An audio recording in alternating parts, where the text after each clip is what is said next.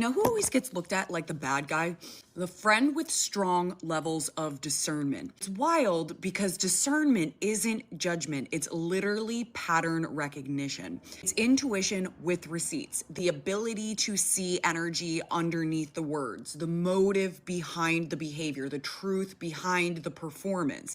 But here's the plot twist. People who lack self-awareness will always project on the friend who has it, not doing too much, or simply noticing what they'd prefer to ignore. Discernment can make you a villain in rooms where denial is the culture. When you pick up the inconsistencies, suddenly you're negative. When you see red flags early, suddenly you're dramatic. When you call out the vibe shift no one wants to admit, you're overthinking. Honestly, that's a superpower.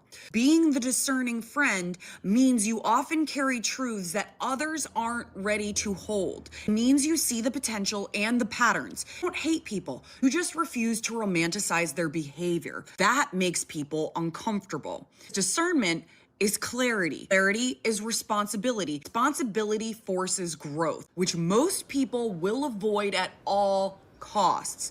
You are that friend, the one that notices everything, one who predicts the fallout before the fallout, and the one who trusts his energy over excuses. You are not the bad guy. You're the lighthouse. People only get mad at the light when they're trying to protect their illusion of the dark. Keep your discernment. It's not a flaw. It's your superpower. Hey, family. Welcome. Welcome to another edition of Bluecentric Live. It's so funny. Somebody said, "Hey, Blue, your name's been in people's mouths." Really? Had no idea. Hey, guys.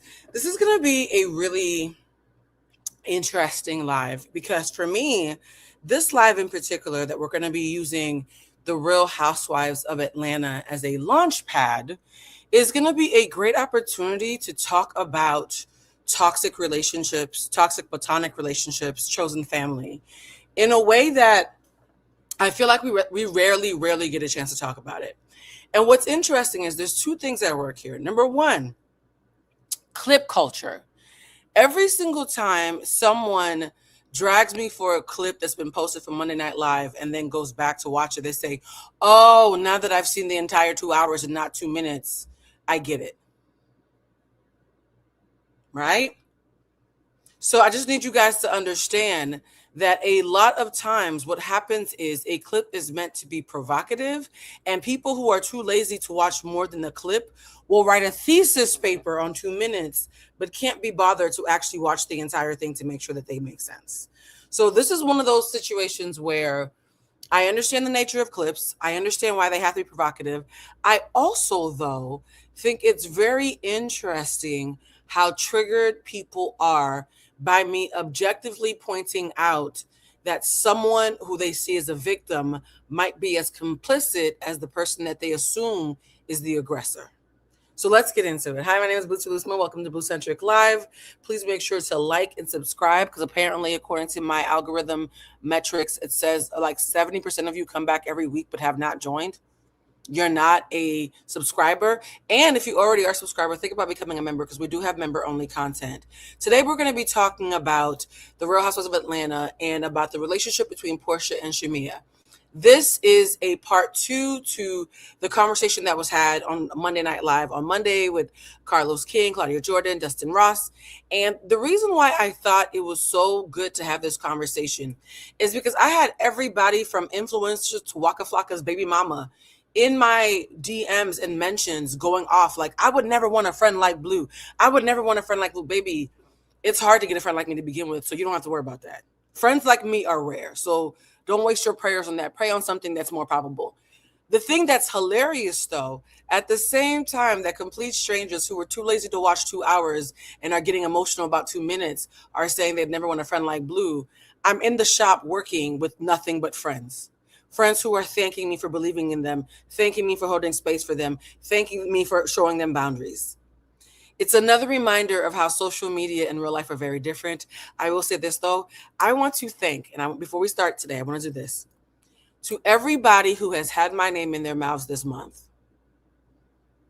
I want to thank you. because I did not realize the impact of the work that we were doing until I saw how much cognitive dissonance the general public who had not been exposed to this platform has about simple, inconvenient truths. The fact that me telling unbiased truths has people so ruffled, and I know it's not about me, so I don't even have to worry about taking it personal, has done two things. Number one, it's doubled my revenue. Thank you.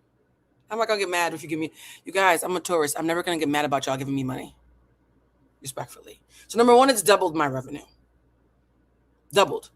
Number two, it's made me realize how much I'm built for this.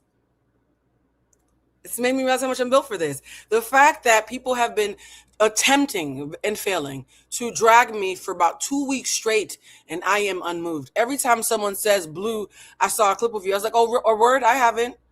I'm not seeing clips of me. I'm not engaging with this. I'm saying shit I mean and intentionally like ignoring the noise because I meant that shit. And if I had done something wrong, then maybe. And the reason why I'm bringing this up is not to be self-aggrandizing. The reason I'm bringing this up is because I'm realizing, ironically, spending 2 years now being dragged by emotionally regulated Love Island fans, which are the most rabid fandom in America right now, if not the world. Then going on this new platform where Carlos and my friends and being dragged by random Real Housewives of Atlanta fans who don't want to hear the rest of the sentence. It's made me have a deeper understanding of the difference between Porsha and Shamea. Because there are two types of women, and this is very gender specific, because you know when things are gender neutral, I call it out. Yes, my full chest, my love. Oh my God, y'all being so mad is just gonna make me say it even louder. Not because of hubris, but because I checked and I was still right. It's awkward. Today, in today's video, you're gonna see about a dozen different people, reality stars, therapists, coaches, fans, lay people, day one fans, people who love Porsha, people who hate Porsha, people who love Shamea, people who hate Shamea. You're going to see a bunch of people at different cross sections unintentionally proving my point. And the thing about this is, again, there are two types of women who are in this space of being publicly perceived. There's the type of woman who has a baptism by fire, who goes through a public lashing, someone freaking out, people dragging their names, and they ask themselves, how much are you built for this? And they look in the mirror and say, oh, baby, I'm so built for this, right? What do I always say, guys? I choose peace, but I'm built for war. So there's the woman who gets dragged and people lament her existence and try to make her feel bad and try to make her feel ashamed for having plain discernment. And she decides, oh, honey, I'm not going anywhere. If anything, y'all just reminding me how much I'm built for this. Then there are the women who become obsessed with public fodder. The women who live in the comment section. Not just what I do where I just check to make sure there's no hate speech. You guys, by the way, I only check my comments to delete hate speech. If I respond to you, it's because I was looking for a bigot and you caught my eye. I actually do not look at comments because I give a fuck about the comments. I look at comments just to make sure that there's nothing harmful in there. Yes, somebody said, well, my algorithm is doing something right. I haven't seen people dragging Blue or Kev on stage just defending them. Love that for us, right? And we're both Tauruses. God help you if you're trying to shame a Taurus who thinks they're right. Go to bed. Go to bed. Go to bed. And mind you, not all Tauruses are right, but even when we're wrong, you're not going to shame us though. You're not. So maybe find a new hobby. Yes. So while I go through the comments, I'm only ever going through comments to look for hate speech to delete because I don't want people who are subscribing to what I'm doing to unintentionally find themselves in a harmful space. So number one, the woman who I'm not, the woman who I think Shamea is, and why I'm able to clock her stuff clearly from a distance, even though I used to be her before I got therapy, is those women are slaves to optics.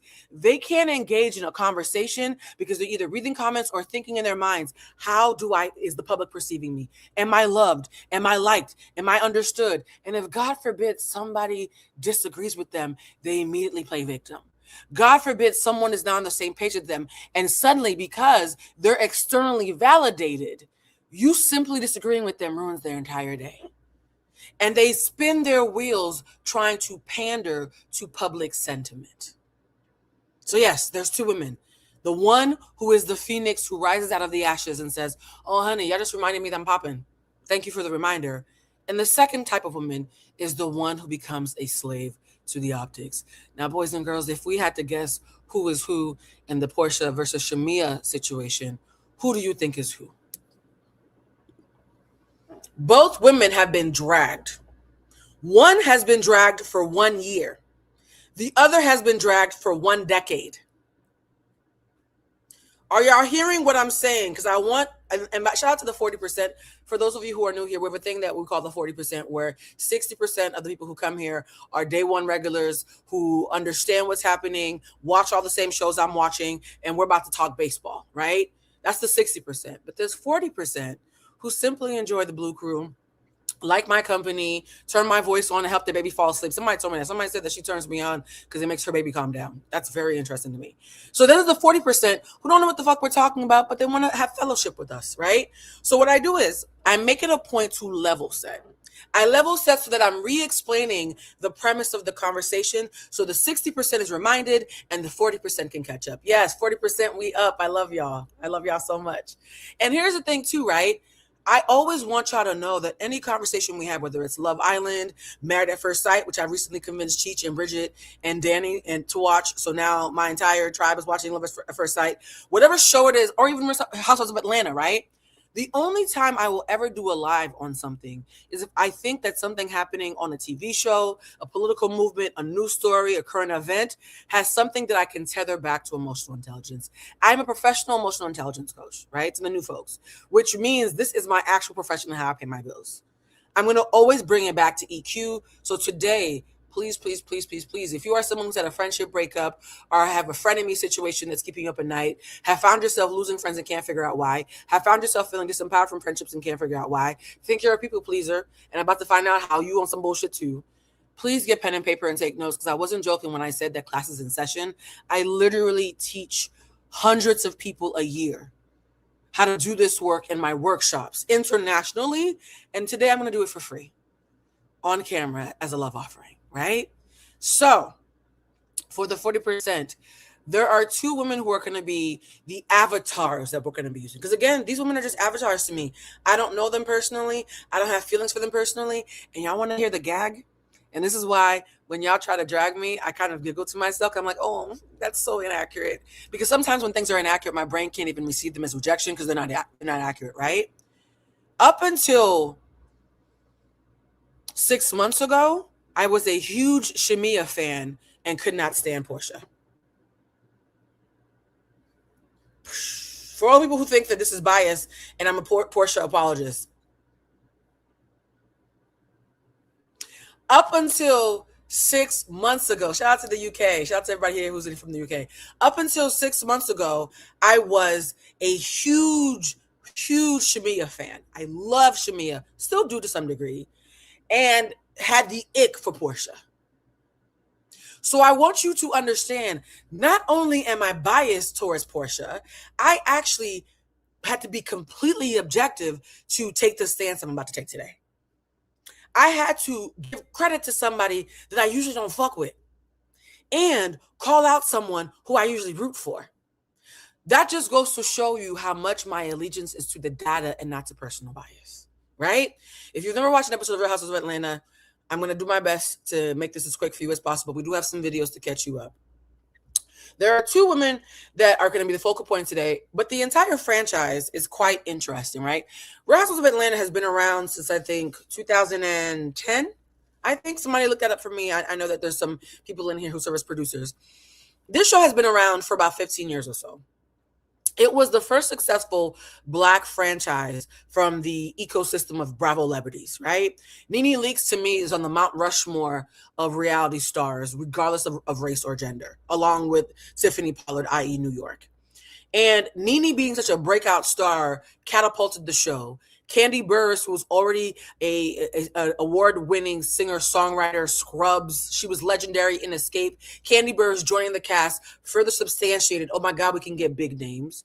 Phaedra Parks, being the weird, quirky, yet opulent Scorpio that she is, created a punchiness that made it camp. And you guys know, once something becomes camp, you involve the gays and the girls, and that's when you know you have a hit. So all these women, right? Candy, Nene, Phaedra, and Sheree, I call her Sheree sometimes just to be funny. Sheree, okay? Summer, spring, summer, winter, fall joggers. Sheree. Sheree was kind of like the kooky one who would get some interesting one-liners and was the bone carrier, right? Sheree was the one who didn't really always have storylines, but she was always ready to be deregulated and give you that messy moment that we need. There's a little bit of bacteria that you need in every reality show of mess just to keep it sensational enough for the ratings to stay up. There were other people like a lady named Wu and a couple other folks who were on the show first season. Child, respectfully, I don't remember y'all names because y'all lasted 12 minutes and this was like 15 years ago. But the people that I named were the core people. I'm not going to use core 4 because Love Island has ruined that phrase for me. And then came a young woman named Porsha Williams. Porsha Williams had a grandfather who was a civil rights legend, right? Porsha Williams was a cute Stepford wife. Now, for those who don't know what a Stepford wife is, it is a woman who subscribes to every single form of respectability, politics, and gender norms and benevolent patriarchy that you can think of. It's a woman who believes that, my husband is the center of my world, and I want to make his cakes and make his food, and I want to make sure that he's good, and having his babies and keeping his house is all that I'm good for, and looking pretty. I don't look pretty for me. I look pretty for him. And those Jezebels who are out here laying it low and spreading it wide and twerking and wearing skin tight clothes and X, Y, and Z, those girls need to be saved, right? Yes, Lisa Wu, thank you so much, because Lisa Wu was gorgeous. I just couldn't remember her name. So Porsha was what we would now call a pick-me. Yes, she was a Stepford wife. And she was going to be to the Real Housewives of Atlanta what the conservative pundit, usually a blonde, is to The View. You guys know no matter how much you watch Joy and Sunny and Whoopi, they always got a blonde lady, sometimes a blonde brunette lady, whose job it is to be the conservative one to make sure that there's a little bit of good tension. Yeah? When Porsha came on the show, her first season, she was very, very judgy, because she was a Stepford wife, and Stepford wives and pick-me's have to feel superior to women who are more free and less perfect. Then her husband divorced her, and she found out on Twitter.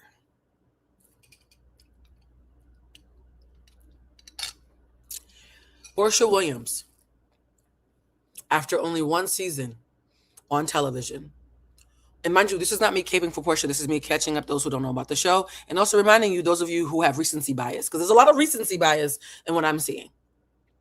Porsha Williams was the first person in her life, in her ecosystem, to be on a reality show like this. She didn't have a friend. She was not a friend of. She was not someone who got tapped in. She came on thinking that this Heisman Trophy football playing NFL legend husband and my civil rights activist, like civil rights legend grandfather, these two men, and because pick-me's have to always have men flanking them and proving why they are worth a damn, because they don't do it for themselves. These two men, my husband and my grandfather, are what my value lies in. And now my husband, yes, on Twitter, my love, on Twitter, my husband is letting me know that he's divorcing me on Twitter. My husband is going around saying, I used to be seen as a Heisman Trophy winner, and now y'all are calling me Porsha's husband. I think the fuck not. Let me make sure I embarrass her in the most public way possible. The same public that embarrassed me caping for you, I'm going to make them embarrass you. She didn't have any friends, didn't have a sidekick, didn't have a bestie, nothing. And she's sitting here with these titans like Nene Leakes on a show where she's having to figure out, fuck, I look stupid. All the women that I judged season 1 are now the same women who are having to have my back and carry me season 2. That was the origin of what one could call her villain origin story, right? That was her villain origin story. And I think it's very cold-hearted, guys. I love how there are people in here who either watched the show late or did not know at all who are learning this, right? Yes, Cordell. Not Cordell from Love Island, a different kind of Cordell. So this woman gets embarrassed in the most intimate way possible because the thing she prided herself on is the thing that rejected her in public. Why is this important? This is important because these are the moments where you either become a survivor or a victim, right? Later, we're going to talk about Shamea and her origin story and how she responds in her moment of being able to choose between being a survivor or a victim. Porsha says to herself, and mind you, this is not something that I'm making up. Carlos King, shout out to Carlos King. Carlos King has now interviewed both Porsha Williams and Shamea. I very highly recommend you watch both, because by the time you're done watching this live and then you watch those 2 lives, you're suddenly going to understand why I see these women the way that I see them, because even though they've both caught L's publicly, the way they carry it is very different. Life is never going to be fair to anybody, right? As somebody who is Buddhist, Buddhism always tells you life is going to suck, so do not be a slave to joy. Buddhists are not slaves to joy. People are like, oh my God, Buddhists are so zen. Part of being Buddhist is not crying over life doing what life does. I'm not going to be upset that a dog is barking or a cat is meowing. That's the nature of the beast. I'm not going to be upset that life is unfair. That is the nature of the beast. Instead of worrying about whose fault it is that life is unfair, I'm going to think about what responsibility, what tools, what framework, what resources do I have to figure out how to course correct so I can get what I need from life. Fair or not. Because can I tell y'all something? If I'm going to ask you a question, and I want you guys to answer in the chat. If you were to be walking down the street right now, just walking down the street, la la la la, and you're thinking, damn, I'm broke. And out of nowhere, you see something in the grass, and you lean down, and you see $200 bills, $200. And you say, oh my God, it's a blessing. Yes? You would say, oh my God, it's a blessing that I found $200 on the floor. But is it fair though? Answer in the chat. Is acquiring, I love it when y'all say, Nam Yoho Renge Kyo. I know, right? Acquiring money that you haven't earned is technically not fair, guys. Fair means that you're getting something based on merit. If you walk down the street right now and see $200, you're not thinking, well, that's not fair. I didn't work for this, right? You're thinking, oop, it's a blessing. We up. Lunch on me, right? Conversely, if you're walking down the street and you put your hand in your pocket and realize, oh my God, I'm missing $200. Suddenly life is unfair. Guess what? Life is unfair in the good and life is unfair in the bad. We tend to only be mad when it's unfair to our detriment. Getting $200 that you didn't earn, that you know belonged to somebody else and fell on the floor, is unfair. And yet, because it serves you, suddenly it being unfair doesn't bother you, does it? Sit with that for a second. There are tons of things in this world that are unfair that we get excited and say, somebody said, I have mixed feelings. Exactly. That's probably the 2 sides of you working through it. There are people in this world who walk around convinced that life is unfair and hyper-focused on how life is unfair when bad things happen to them, while being ungrateful for all the unfair blessings and hookups that God has given them. Fairness is not the issue. The issue is, how do you respond to things, right? So how I'm going to encapsulate these 2 women, because I actually still am not taking sides. Because again, up until 6 months ago, this time last year, I was a huge Shamea fan, fellow Taurus. Okay, just like me and Kev on stage. I was a huge Shamea fan, and I was giving Porsha the side eye. So the fact that 12 months later, based on their merit and their behavior and their actions, I now find myself saying, Porsha, you know what? Bitch, I have not always agreed with you. You've done a lot of shit that I have thought was questionable. That Porsha's family value show did you no favors. Thank you guys. It works both ways. Exactly. No favors. It made you look selfish. It made you look self-absorbed. It made you look like you are not someone who likes to share space with other people. It did you no favors. And however, despite that, because I actually do my best to be fair, despite the fact that life is not fair, I'm seeing that you are shifting the way that you are moving and showing up. And whether I fuck with you previously or not, bitch, I gotta give you credit. That's where I'm coming from this, that I could not say on Carlos King's show, because everybody who is watching the show kind of comes a little bit for some gladiator tennis. Like, they want to see us debating points. They don't want to watch somebody actually have a kumbaya moment. I get it. I don't begrudge it whatsoever. I'm built for this. So what I couldn't say on the show on Monday, I'm going to say today is, you guys, not only am I not a Porsha stan, I didn't even like the girl until a couple months ago, right? And I only like her based on the improved behavior that I'm perceiving. And guess what? If there's a big expose that she is faking these improvements and she's on some charlatan type shit, I'll go back to not liking her. My ability to give people credit is also my ability to call out people that I like. It works both ways. Y'all see how I came full circle? So what we're going to call these ladies, because again, we're doing our best to make this a teaching moment. Porsha to me, and I'm going to put the title on the screen. Porsha to me is what I call, and I'm going to have to hide the comments so I can see the words, the self-absorbed phoenix, right? Porsha is someone, after what happened with Cordell and how publicly shamed and embarrassed she was, instead of becoming a slave to the optics and to the audience, she chose the only other route, was to say, fuck them, I'm putting on blinders, I'm putting me first. A lot of women have to do this. And I'm saying women in particular because the way the public critiques and what the public expects of women is very different from what they critique and what they expect of men. Can we just be honest? For those of you who called me a pick-me last week, isn't it awkward now that I'm calling out misogyny again? It's almost like I just follow the facts, huh? So because she decided, wow, I caught an L out the fucking gate. You know what? Fuck you. I'm going to do me moving forward. There is a self-absorption that she chose intentionally, and she said this in Carlos's interview, as a sort of not just survival, not just to survive, but to thrive. She said, if I'm going to not just make it through this, but actually win, I have to put me first. I got to put me first, Lucius, right? So she became self-absorbed in a way that sometimes is fun and charming. Other times it's like, girl, what are you doing? Sister, isn't that lady's husband? What are you doing? Sometimes her being self-absorbed is fun. Sometimes it's questionable. And yet, the one thing that we cannot debate is she's a phoenix. Porsha Williams has been knocked down over. She is one of the most failing ass housewives I have ever seen. She has caught so many L's in the public eye as a housewife. If we were to have a list, and I know somebody's probably going to do this after I make this video. If we were to have a list of how many housewives within their first season have had this many L's from inside the house. Guys, listen to this because nuance is our friend today. Somebody said, I love the terminology. It instantly tracks. Thank you.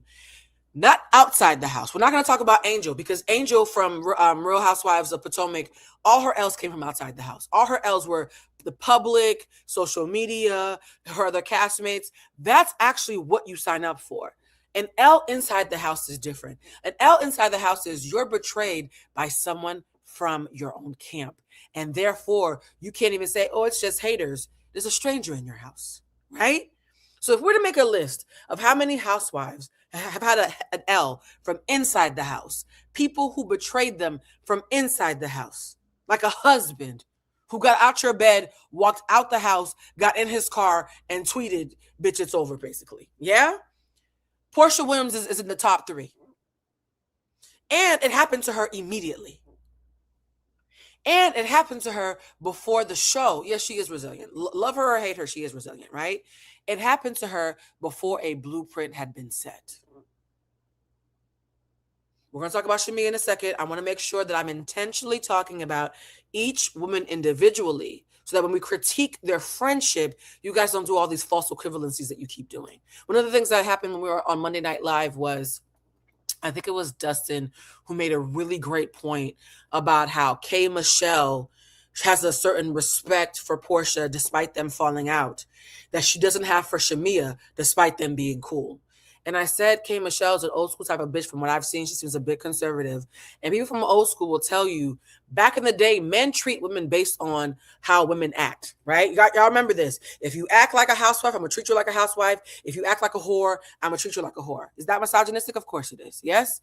And however, there are still people who move like this. There's still people in this world who have told me, Blue, you know, I normally wouldn't date a big girl, but I like how you carry yourself. First of all, you should not ever dehumanize a woman for being plus sized. And you're saying that because you know fat girls who have low self-esteem and don't hold their heads up high and don't carry themselves in a certain way, you treat them like shit. But me, who's shaped just like them or built just like them, you treat me like I'm a precious jewel. But like they deserve to be treated well too. K. Michelle is a similar person. And what I said on that show on Monday was, I think K. Michelle sees that Porsha is someone who has emotional regulation, who is charismatic, charming, and knows how to be strategic and have discernment about when to speak and when not to speak, about when to lash out and when not to lash out. And that's something she had to learn the hard way, right? Because Porsha used to have hands. Porsha used to beat bitches.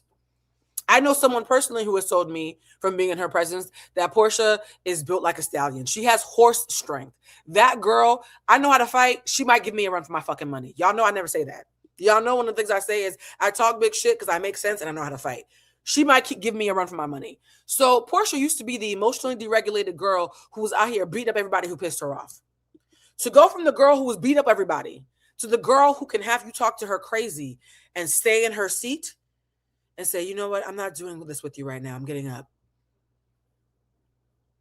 Right. Thank you. K. Michelle does defend R. Kelly, and that judgment is off. And anybody who thinks, oh my God, there's some women I'm going to treat like they're pieces of shit, and some women that I'm going to treat with reverence based on respectability politics, that mindset is flawed. And yet still, watching someone like K. Michelle respond to Porsha and Shamea so differently, there's a saying that me and Bridget have. It's problematic, but it's not inaccurate.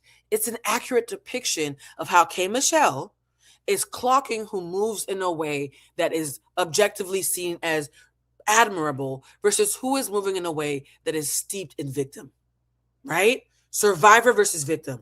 Porsha, Shamea, both been through the ringer. One moves like a survivor. The other one moves like a victim. So let's talk about the self-absorbed phoenix first, because this archetype, I'm going to tell you right now, you don't have to agree with things that Porsha has done for you to find value in the pivot. There are so many folks that I don't fuck with that I can be like, bitch, I do not fuck with you, but that was kind of fly. I'm going to leave away all the shit that I think is dastardly, but that was kind of fly. I'm going to use that. It's called, I think, and people who, my biblical friends call it separating the wheat from the chaff. Sometimes you have to know how to clock that somebody who overall is not your cup of tea still has something to teach you. Okay? All right, let's go. Class is in session.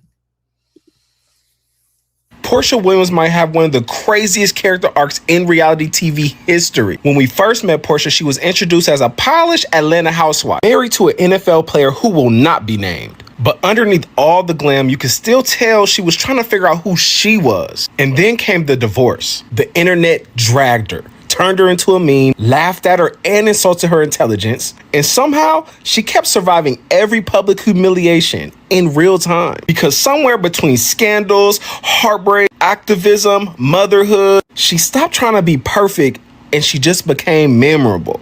She should really have a masterclass on what it looks like to live unapologetically and laugh into the bank. Now, that was somebody who is her fan. Now, let's see what someone who's not her fan has to say about her. Because again, we're doing our best to be fair and objective. For the young lady who says Porsha has and continues to move like a victim, I disagree. Porsha keeps getting up and leaving. Every time somebody tries to make Porsha get mad, to hit them and get into a fight and give them a moment, she says, yeah, I'm not doing this right now. And she gets up and leaves.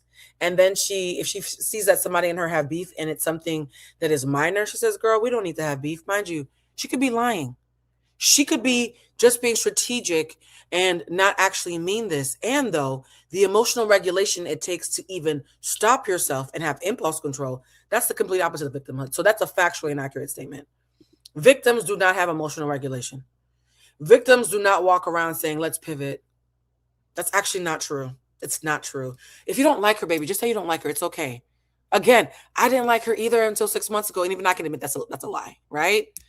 So let's hear somebody who doesn't like Porsha objectively show what Porsha was like before this recent pivot. And by recent pivot, I mean in the last year. This is a very recent pivot. If we had done this 2 years ago, I would be saying very different things about Porsha. And though I will say this, as somebody who knows what it's like to be polarizing, because I say the shit that I mean rather than pandering to the audience, when you are someone who is willing to make improvements when needed, who is willing to keep shit moving, who does not, oh no, play victim, poor me all the time, and instead says, okay, this doesn't serve me. I'm going to pivot. This doesn't serve me. I'm a pivot. When you're somebody who does that, who knows how to pause and pivot, even people who don't like you, low-key end up respecting you. Ask me how I know.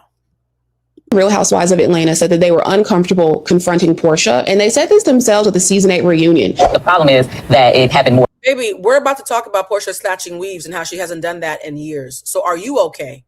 Do you want to pull up a calendar and see what year it is? Do you want to pull up a calendar and see what year it is? Let's Google for you. When's the last time Porsha, because I'm not going to let the cognitive dissonance make you sound stupid because I want more for you. Last time Porsha Williams got into fight on Real Housewives of Atlanta. The last time Porsha Williams got into a fight on Real Housewives of Atlanta was season 8, episode 5, which aired in 2015.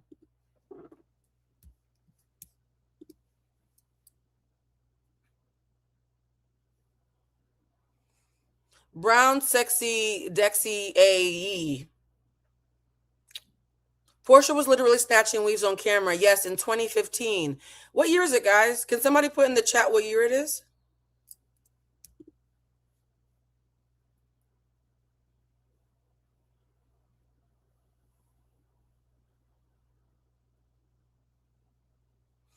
And no, and here's the thing too. If she is saying something else, finish the sentence, right?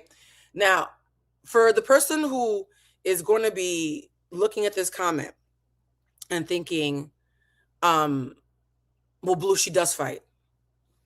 I want you to know, and Brown Sexy, I don't want to say your name wrong. I want to give you a second to respond because this is not one of those things where we're going to bully you. I want you to respond and share with us your thoughts around the comment you just made. Expand, because again, the comments are coming through fast, right? And this is interactive on purpose, guys, because this is supposed to teach. I don't want to talk at you. I want to talk with you. Yes? That comment, Porsha used to beat people up. 2015. It is now 2026. I need you to understand how intellectually dishonest it is for you guys to be in spaces where you're sharing memes about how you want to evolve. How you're saying every day is a new day and I want to manifest. I want to manifest new year, new this. And yet you're still salty about 11-year-old data.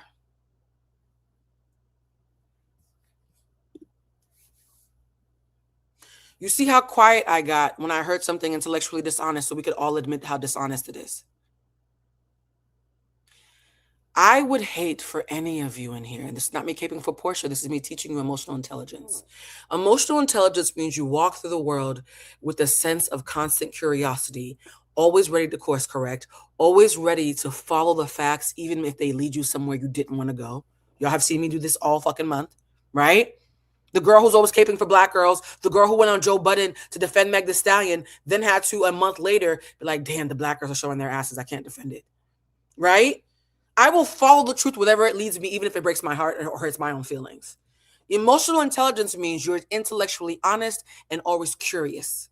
And so because there's an intellectual curiosity that comes from that, you can't be relying on old data points to have gotchas. You have to constantly be willing to let new information evolve you. Evolution means we can't talk about old 11-year-old shit. Because how dare I want to evolve as an emotionally intelligent person while holding Porsha Williams up to 11-year-old information? That would make me what the kids call a hypocrite. I want more for y'all. So guys, in 2026, we're not allowed to use 2015 as an excuse to ignore evolution that is happening right before our eyes. Because if you can't admit the evolution, any sort of evolution whatsoever, in a stranger who owes you nothing, then I have a hard time believing you can do it to your friends and family. I have a hard time believing that any of the people that love you are safe around you, because you can't even do it to a stranger who owes you nothing. Right? So let's talk about 2015.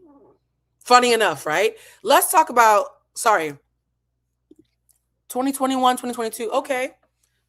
I'm going to go along with you guys. You guys, 2021, let's do 2022. You guys, how many years ago was 2022? You guys, we could play this game all day. Thank you, sis. Thank you for allowing. Thank you for saying that she was agreeing. I appreciate that. You guys, we're going to use 2022 now. We're going to use 2022 now. How many years ago was 2022? 4 years. You see how the desire to have a gotcha just to ignore that somebody might have evolved, if not in their heart, at least in their actions. You guys, listen to what I'm saying.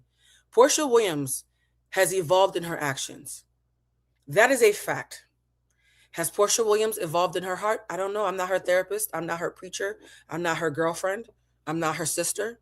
Shout out to her sister Lauren. We follow each other on Threads and she's lovely, right? But like, Porsha Williams, I can't speak to how her heart is. I can't speak to she's evolved in her heart. But it's a matter of fact that she's evolved in the way that she acts. Can we all just admit that? Because I don't want us to lie. Exactly. So let's go back to the past. So those of you who want to smell blood rather than clock present tense data can get what you wanted. I intentionally included this because I knew that Porsha's past is what is causing so much of the cognitive dissonance. And the reason why I want to sit with her past and to show that I'm not caping for her or trying to gloss over it is because, again, guys, you are all assholes in someone's story. And yet you all expect the compassion or the space to evolve. If you're going to ask for it, you have to be willing to give it. And a lot of people who I know who personally don't like Porsha, they're stuck in victimhood. Victimhood lives in the past. Victims are time travelers. They can't live in the present. They always live in the past or in the future. They're always triggered by old shit that's not even relevant anymore, or they're always assuming bad shit in the future that hasn't even happened yet. That is a trauma response. So I'm going to ask everybody moving forward is, let's stay in the present for this live, okay? I'm not being confrontational. All right. I just want you guys to do better. More than one time. So the first time it's like, okay, well, we've all been in situations where it went way further than we wanted it to. But then when the second time happened, it's like, ugh. And third time I was like, damn, girl. This is Candy motherfucking Burris, okay? A legend in the music industry and on Broadway now, saying back in the day around season 8 that she was scared to confront Porsha because Porsha was so emotionally deregulated that a regular conversation could make her beat the brakes off of you. Y'all see how y'all came in here thinking I was going to be caping for this lady, and I'm just showing her humanity, good and bad. Let's continue. After Porsha had been in 3 filmed altercations, any of them said they're uncomfortable or they're always ready for a fight. It's like now everybody feels like, oh, if Porsha even looked like she wanted to come back, they're automatically on the defense. Anyone here feel uncomfortable confronting Porsha, given? Someone said Porsha hasn't changed to me. She just is good at masking her actions and intentions. Baby, you just described improved actions. Improved behavior. You just described improved behavior.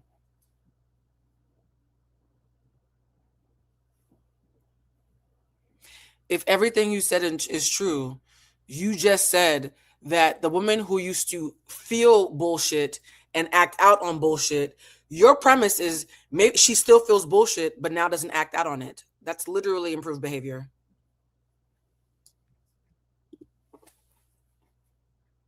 No, improved behavior, babe. You're calling it masking, but you're not a therapist. It's not masking. If you still feel horrible things and yet you learn emotional regulation in order to improve your behavior, that is quite technically an improvement to a therapist or a mental health professional, because we can keep working on the inside, but at least you're no longer causing harm to others. No longer causing physical harm to others is improving, yes. You're calling it masking. So if you are a social worker and therapist, then this makes it me even sadder, because are you saying that someone who is improved their behavior is not improving? 40% of my clients are therapists, by the way. So I need you to understand that most of the people who come to me for coaching have your job. As someone who works with therapists and coaches to help them with their blind spots, I need you to honestly answer the question. If you have a client who's having horrible thoughts and who used to physically lash out at people, who used to hit people, cause scenes, make people feel unsafe, and they regulated their feelings in order to stop beating people up, stop being deregulated, and stop making people feel physically unsafe, yet are still grappling with the inside, you as a therapist are saying that's not an improvement.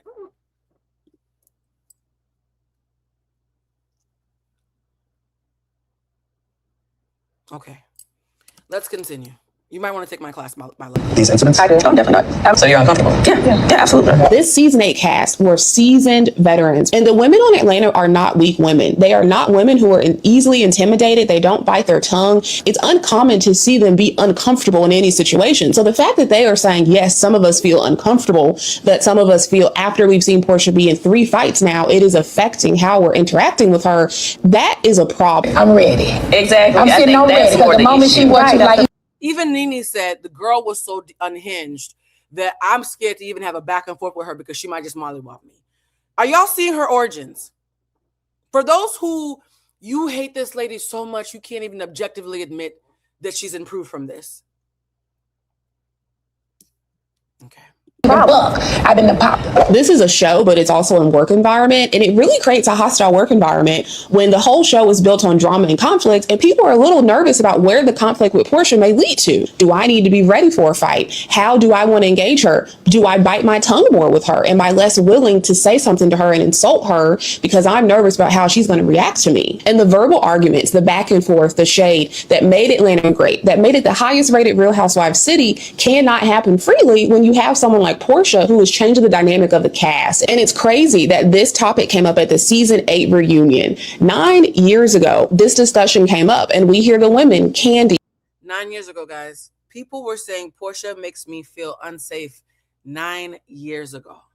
Cynthia, Nene talk about the impact that Porsha's violence has had on them and their interactions. It went in one ear out the other for Porsha, but also I think it went in one ear and out the other for Bravo. Because for them to sit down and have a whole segment about this, for Andy to ask the women, how does Porsha's violence make you feel? But we didn't see any changes. There was nothing different. In season 9 and season 10, Porsha's still allowed to be on the show, and then we see her get in a fight years later. When I look back on this moment, it makes me think, well, did Bravo do enough to protect their other cast members from a woman like Porsha? They didn't. Bravo didn't protect them from Porsha. They didn't. And eventually she had to leave. But I ain't gonna lie, I think that Porsha intimidates a lot of the girls. I agree. So here's the thing, guys. You have someone who took an L in public, was in deep pain, was beating bitches, like literally beating bitches, and then gets let go after a scandal. I'm not saying she got let go because of the scandal, so don't do the whole, but technically she got I'm not saying that. I'm saying she got let go after a scandal. For those who know the scandal, it's the scandal of Porsha and Phaedra against Candy. That's a whole other lie for another day. Takes an L after her first season, starts beating bitches from a place of pain, lashes out over and over again, has no emotional regulation, easy to trigger. She has such an easy trigger. Even Nene Leakes is scared to go back and forth with her. Everybody who's in her wake she doesn't like has PTSD around it. And then she gets let go. And then she gets let go. That's called consequences, yes? So Porsha was hurt, lashed out over and over, and then face consequences. Are you guys seeing the sequence of order? Yes? As a coach, the beauty of the work that I do. Somebody said this well is deep. I know. This is why when people on Monday Night Live tell me, Blue, shut up, you're talking out your ass. I'm like, no, this might just be too deep for you. And it's okay, right? So as someone who's seeing this as a coach, as a professional, not as a viewer who's being emotional and biased, she faces consequences of her actions. The thing that she did wrong caught up with her. And then she comes back. And somehow, through evolution, whether you want to admit it or not, because it's evolution by definition, what I'm about to say, through evolution, learns to rein it in. Whether you trust her heart or not, we're talking about her actions. In the words of Jane Baldwin, I can't tell you what you feel, but I can tell you what I see. I can tell you how you act. She starts acting different as a matter of fact, not opinion. Right? Now, the improved Porsha is only arguing with words. She's only going to say nasty shit with her mouth, not with her fist. An improvement already as a matter of law. Fuck it, facts. According to the police, that's an improvement. Y'all ain't got to believe me, right? God and the police agree. Yes? She stops beating people up and becomes emotionally regulated. Then she finds another scandal. Her heart's been broken by the hot dog king, Dennis, who you could tell Porsha loves Dennis down. Even people who don't like Porsha could tell Porsha loved Dennis, right? She falls in love with this man named Dennis, has his baby, think they're going to get married. It doesn't work out. They break up. Now she's single again, right? Because falling in love with somebody and having their child and getting a home together and getting engaged, that's supposed to be my happy ending. Cordell embarrassed me, but Dennis is my redemption arc. Dennis gave me this beautiful little girl. Dennis is going to be my knight in shining armor. And then Dennis doesn't follow through. Embarrassed again. This time she doesn't hit nobody though. Right? And then one day, there's a new season that comes out, and in the new season, she's introduced to a girl named Fallon, and 5 minutes later is introduced to Fallon's husband, Simon. Fallon and Simon break up. Porsha and Simon start dating, and now a new scandal. Portia's no longer the emotionally regulated girl who's going to beat you up. Now she's the Jezebel who's going to steal your husband. This is where I was disgusted by her. As somebody who is the product of an affair, my father cheated on his wife and got my mother pregnant, and that's how I was born. I have deep disdain for cheating. Deep disdain. Somebody said Dennis is a loser. Oh, well, I feel like, that's a matter of opinion. I don't know. I have no feelings about Dennis either way, right? But as someone who is the product of an affair, and who had deep childhood trauma as a result of my father cheating on his wife with my mother, there are very few things in this world I hate more than a cheater. So as a viewer, I'm now like, Porsha Williams stole that lady's husband. Yuck. Right? This is when I started to disdain her. And the reason why I'm naming the trauma that made me disdain her is that my awareness of where it comes is the only way I was able to circumvent it to give her credit like I am today. I have every personal incentive to drag Porsha Williams, and I'm still going to be fair. Shout out to being securely attached. Yes. So a new scandal comes out, and people are thinking her career is over. There's no way this bitch is going to be able to ever come back to Real Housewives of Atlanta after stealing another housewife's husband. The show is called Real Housewives of Atlanta, not Real Horrors of Compton, right? Well, how did Compton? Oh, because I live in LA. Right? So I'm thinking her career is over. I was wrong. Right? Thank you. As another product of cheating, people who have cheating in their family with their mamas and their daddies, we hate a cheater or we become them. Those are the two extremes. We either hate cheaters or we become cheaters. So as somebody who deeply is disgusted by cheaters, I'm like, Portia's career is over. Ain't no fucking way she gonna bounce back. She gonna have to start selling that weave and shit. I mean, it's one thing to be a housewife. It's another thing to break up another housewife's home. And then Porsha has these opulent weddings. And before you can even blink, she's having an opulent divorce. And I'm thinking, fuck, bitch. This is another L. There's no way that Porsha Williams is going to bounce back from another L. She's going to have to lay with her face in the mud and eat crow. And we're probably never going to hear from her on Housewives ever again. I was wrong. We were wrong. She came back. And not only did she come back, this time she came back and charmed her way into not just being a returning OG, but into being a fan favorite. Thank you. Yes, the marriage is over before we could blink. Can we all admit that even if you can't stand a lady, this bitch is persistent, resilient with a capital R? You guys, Fallon was a friend of the show. She was considered she was literally a housewife, not a housewife. She was literally somebody's wife. You guys like to do semantics when you hear inconvenient truth, so I just want you to understand that this is not a space for that. But she was a literal housewife. She was a wife in a house. She wasn't a cast member, but she was a friend of who was a literal housewife. In fact, if you want to play semantics, most of the housewives are not actual housewives. Just want to point that out. So we're all thinking, Portia's over. There's no way. She is a shameless Jezebel who's going to get these big opulent Nigerian weddings and we're never going to hear from her again. Oh, she got divorced. She must be embarrassed as shit. Her career is over. She comes back. Not only her career not over, she gets a resurgence. Okay. Somebody said, Blue, please remind people when you're on different platforms so we can go support over there. I miss Monday Live with Carlos. I'll be there this Monday too, so thank you for that, love. So let's talk about people who can admit that Porsha is the bounce back queen. Because again, even if you hate the lady, these are just the inconvenient truths that we all have to admit, right? Because should. a lot of times when the women get a divorce, they be down and out on their luck. Porsha got a divorce from Cordell, bounced the fuck back. Bounce. Got a divorce from Simon, bounced the fuck Bounce. back. And Porsha is looking the best she's ever looked, probably making the most money she's ever made. Yes. I think that she's resilient, and a lot of times that intimidates people and makes a lot of people jealous. I'm not saying Shamea, but I'm saying a lot of the cast that treat her that way. I just also feel like now that Portia's back, they feel like they have to go attack her because who else is going to take the spot? Yeah. Nobody's going to take the spot right It's now. Porsha. So that was Porsha, right? You guys see how I just talked about Porsha. Y'all see how objective I'm trying to be, despite the fact that everybody saw a 2-minute clip of me and thought I was just some dummy who's a bad friend. Oh, I love this. I love this job so much. Now we're going to talk about Shamea. Shamea, the resentful people pleaser.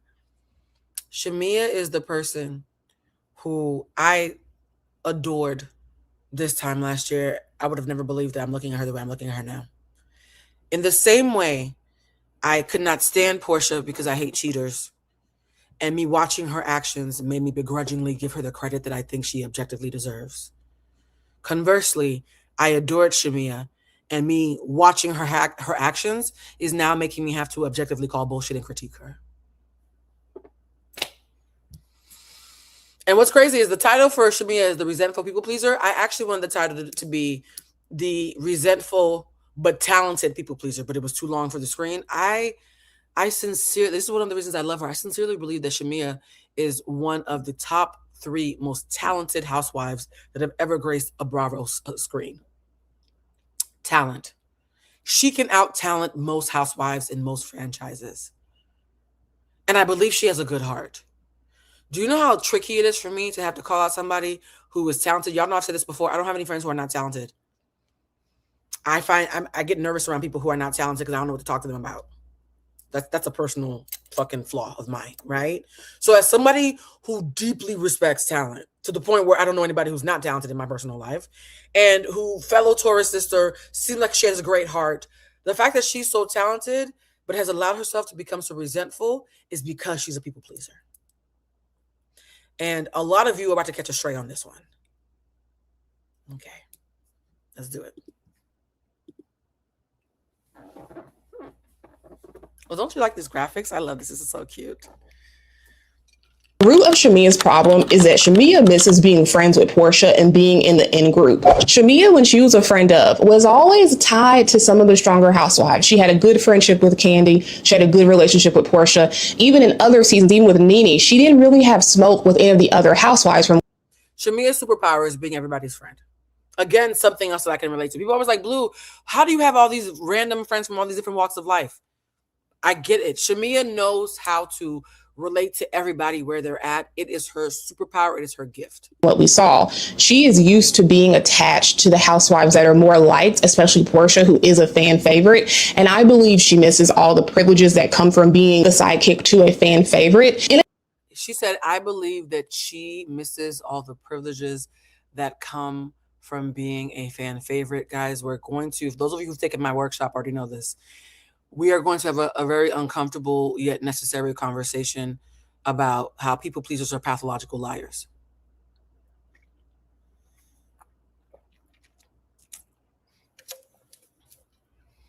By definition, people pleasers are pathological liars. You're going to be like, oh no, Blue, that's not. Yes, it is. It's a fact. So let's discuss. A pathological liar, by definition, is someone who lies in order to maintain a persona. Someone who lies to maintain a persona.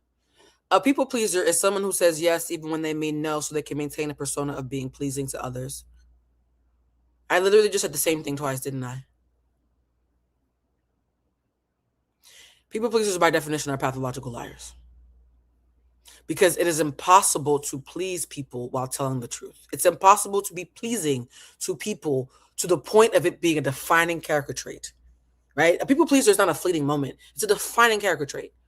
It is something in your character that is so loud that people literally call you by that, right? Or you call yourself that. Yes. People pleasers, by definition, are pathological liars. By definition, they choose being pleasing and likable over telling the truth. Let's continue. In addition to just straight out missing Porsha, I don't believe Shamea ever wanted her friendship with Porsha to end. I believe she wanted to continue to be her friend. She's always been very comfortable being Porsha's lapdog.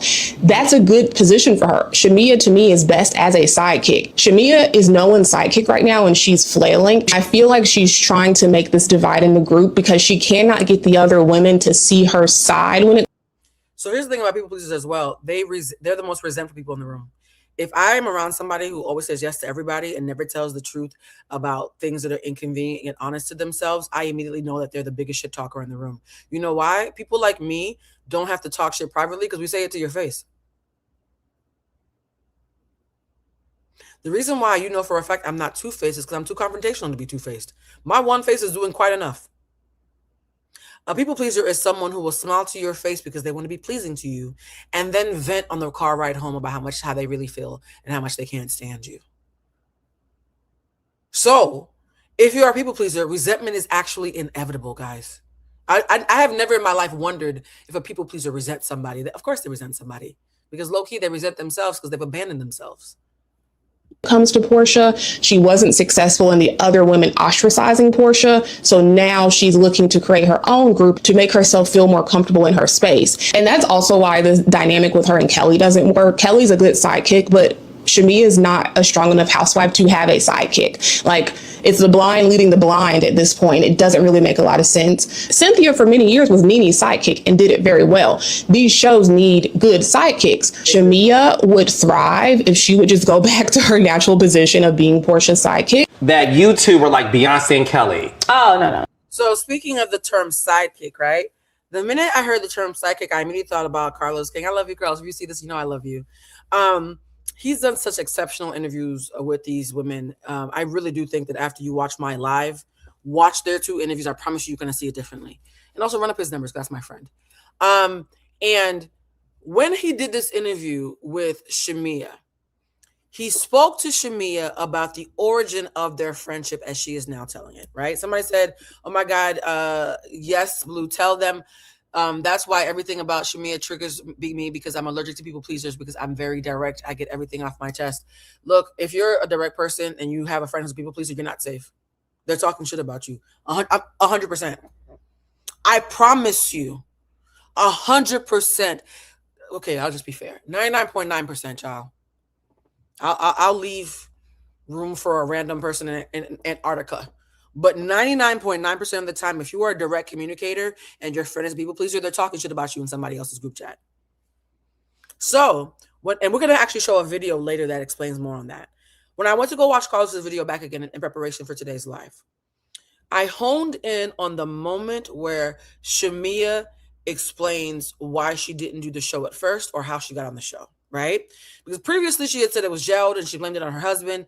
But this version is the newest and latest and greatest version. And I want you guys to hear, and now that I feel like you guys have been educated a little bit about how to clock discernment versus people pleasing and even the way people hold themselves from watching this channel, watch her body language and her verbiage. Because discernment is about being able to objectively view people, guys. So even if you love Shamea, we're not trying to drag her, we're trying to perceive her.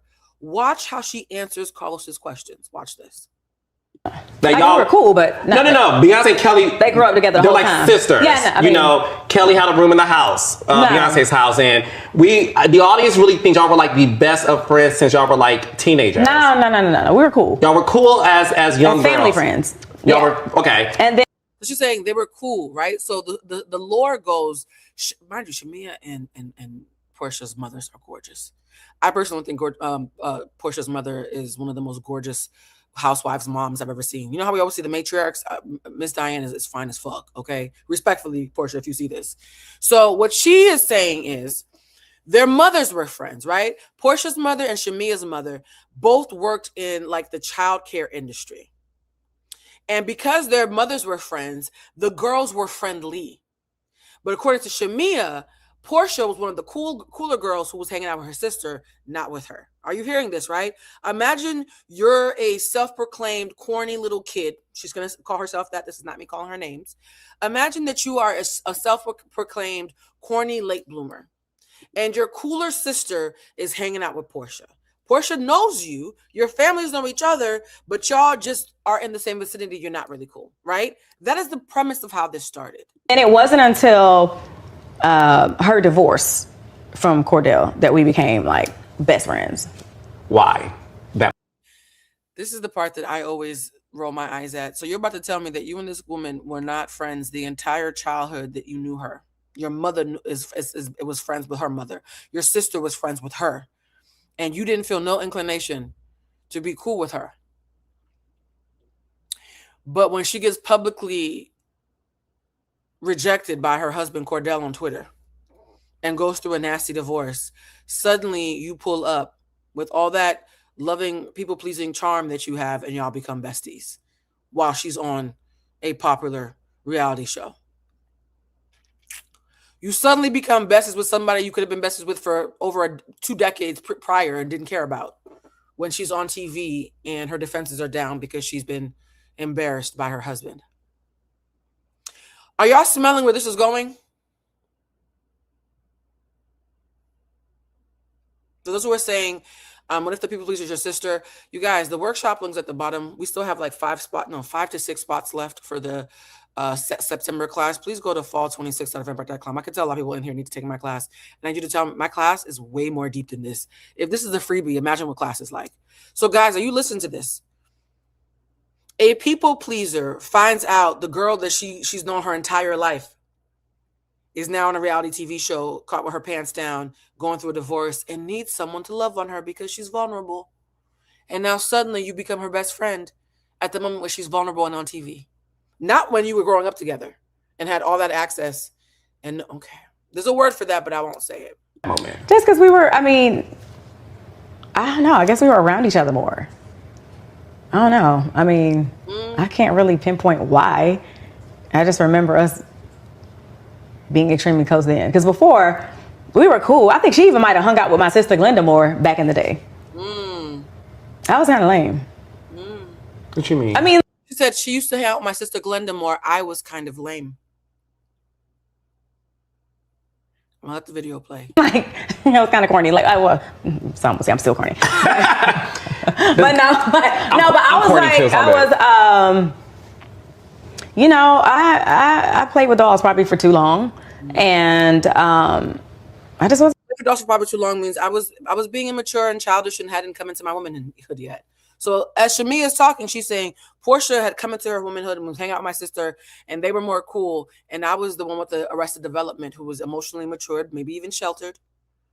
And I wasn't cool enough to hang out with them. I was the corny one who wasn't good enough to hang out with them. That's what I'm hearing. And I'm pausing intentionally so that we can all listen to this together. I wasn't really out like that. I was a dancer in college and just very focused. And, my sister. I was a dancer in college and very focused. What did I say about 10 minutes ago? Shamea is one of the most talented women who have ever graced our screens on Bravo.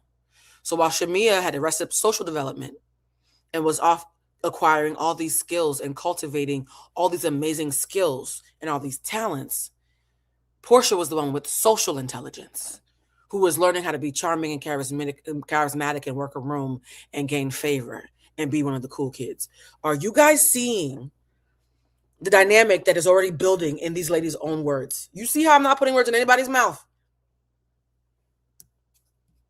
You see how I'm not pulling words in anybody's mouth? Because when I was on the show on Monday Night Live, every receipt I'm showing you guys today is informing how I responded on Monday.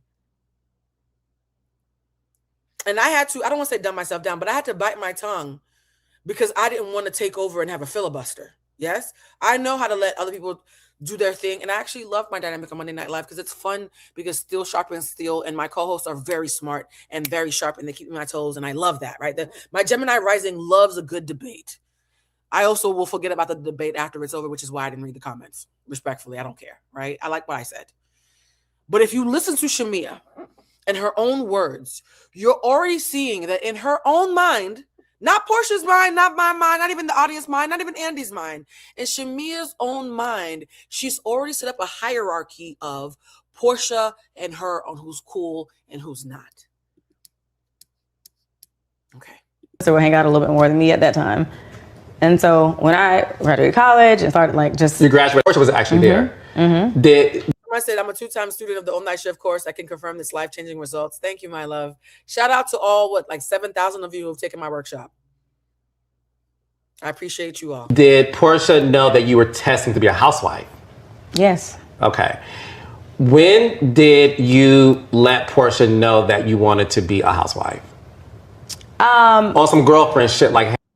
By the way, Carlos is such a good interviewer. He's like, so baby, when did you tell her that you was scheming to join something that she was already a part of?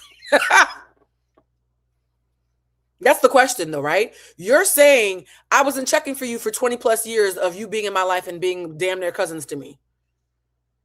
I had every incentive on some personal shit to hang out with you and my sister and didn't. And yet your second season of being on a hit TV show, when your pants are caught down, suddenly we are cool. And now I'm trying to get on the show with you. Big coincidence. It's a coincidence that I didn't give a fuck about being cool with you when you didn't have a show. But now that you have a show and you're going through a divorce, suddenly not only am I trying to be cool with you, we're best friends. Hey.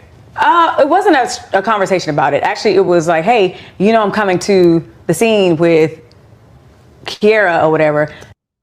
She said it wasn't a conversation, i.e., I didn't directly tell her I was trying to get put on her show.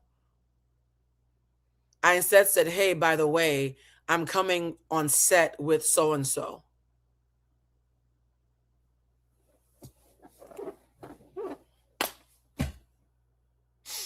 Tell me again that I'm wrong, y'all.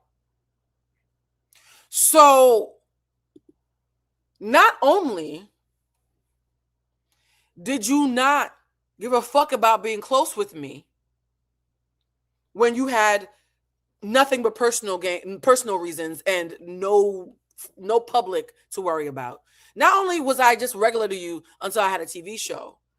Once we do become cool again, you somehow get cool with people in my ecosystem enough for them to invite you on set. You don't run it past me. Instead, you inform me.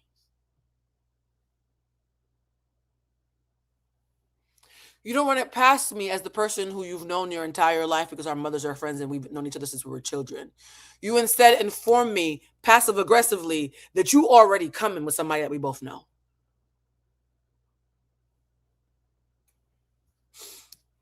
And she's like, oh, okay, cool. You gonna do it? You think you're gonna do it? And I'm like, yeah, I kind of want to. And then it was kind of like, well, I don't want it to ruin our friendship. That cough was perfectly timed. So she says, wait, you're coming on set. That's cool. Well, but hold on. Are you trying to be on the show? The show that I'm fighting for my life after in the middle of this divorce I'm going through? And she's like, yeah, I kind of want to be on your show. You guys, my friend Bridget Kelly did 2 seasons on a VH1 show called, you might have heard of, called Love and Hip Hop. Bridget is one of my closest friends. Okay? I would catch a case for Bridget. Y'all know how close we are. I can't conceive that Bridget and I don't talk for several years. I come into her life. We're suddenly becoming closer. I go on set on VH1 trying to get on her show. And I didn't mention it to her first before I showed up. I can't conceive of that.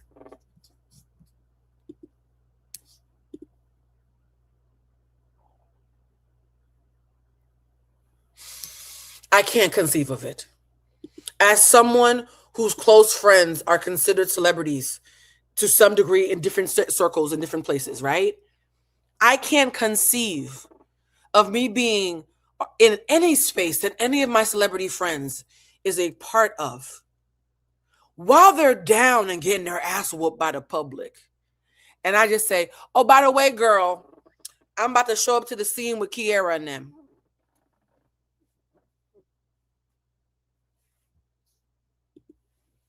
Nah, bro, I'm sorry.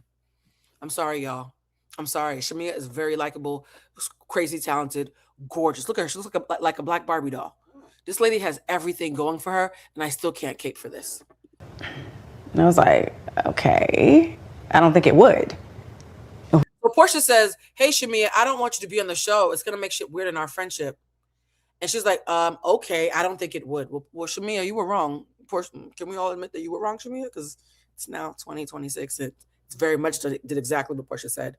I said on Culture Show on Monday. So Porsha clocked this back in 20-something, 2010, 2012. This was a bad idea. Told Shamea it was a bad idea in 2012. Shamea said, no, it's not. And now we're in 2026 and she was right. So we're debating how we feel about her being right. When this show gets messy, I don't want to. And I even have a text receipt for that conversation. She said, I have a text receipt of her saying, I don't want you to be on the show because the show gets messy. It's going to ruin our friendship. Maybe that text doesn't make you look good. That text shows that your friend had the forethought to already know that whatever dynamic you had wasn't strong enough to withstand this, and she was correct. That text, you saying you have a text receipt showing how wrong you were, I don't think is the flex you think it is, babe. Because what's happening is virtue signaling. Virtue signaling, for those who don't know, I'm going to pull it up because I love when we have teachable moments, and I also just use this word a lot. Victims, right? People who feel disempowered. People who do not know how to take their power back and constantly cry about life being unfair rather than just accepting responsibility for course correction, right? They love to virtue signal when they're talking to someone who's more brave than them. Whenever I'm talking to a coward, I know they're about to virtue signal with me. As a brave bitch, cowards love to virtue signal because what they're trying to do is tell you passive aggressively that they're a better person than you because they're more pussy than you. Actually, no, pussies are very strong. They're more dick than you, right? So let's look at the definition of virtue signaling because it's the number one tactic that gets used on me that never works.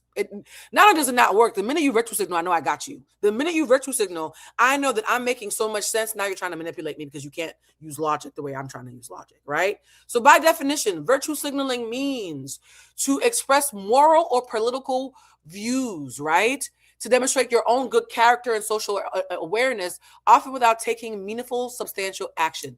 What it means in plain English is, I'm going to use a virtue, like being a good friend, in order to silence someone who is critiquing me and expecting me to be held accountable, in order to hide the fact that I'm not respecting boundaries, hide the fact that I'm a people pleaser, hide the fact that I betrayed myself, hide the fact that I'm saying shit I don't mean, hide the fact that I say yes when I mean no, and therefore I expect you to say yes when you mean no. And how dare you be more honest than me?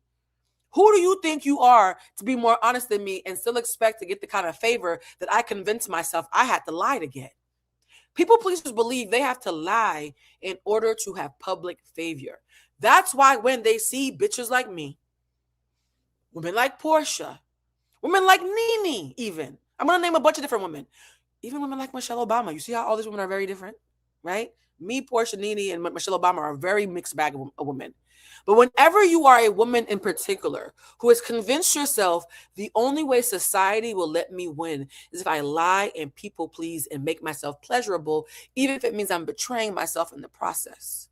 And you see a brave bitch who says, fuck that, and who's telling the truth, even when it makes people uncomfortable, and she gets just as far as you do, if not further. That's where resentment comes from. How dare you not play the game and still make it in the same room that I convinced myself I had to play the game to get into? Shamea's not mad at Porsha. Shamea's mad at herself, but let's continue. We could fall out or something about something of that nature. I don't want to verbatim say, quote unquote, what it was. But, and I was just like, hey, I would hope it won't. I compare myself to Porsha. I'm just showing you that bravery comes in different forms, guys. I intentionally said me, Porsha, Nene Leakey said Michelle Obama. We're all very different, right? I'm just showing you that bravery just doesn't always come in a package of something that you find pleasing. Sometimes the villain is the bravest person in the room. And sometimes the likable bestie is the biggest coward in the room. And we have to figure out how to stop virtue signaling, right? How to stop using the virtue of goodness as a way to not admit when people are operating from cowardice and covert manipulation. That's why I use those examples. But thank you, though. I appreciate it. Wouldn't, but ultimately I was like, I respect that. She was like, this kind of like my thing. And I was like, she said that to you. Absolutely. She said, this is my thing. This is my thing. Mm-hmm. You got the hawk stuff. You got you act, you sing, you do all this stuff. Like, this is like my thing. And I was like, and Porsha said, you sing, you act, you do all these amazing things. I'm going through a publicly humiliating divorce. I need this to be my thing.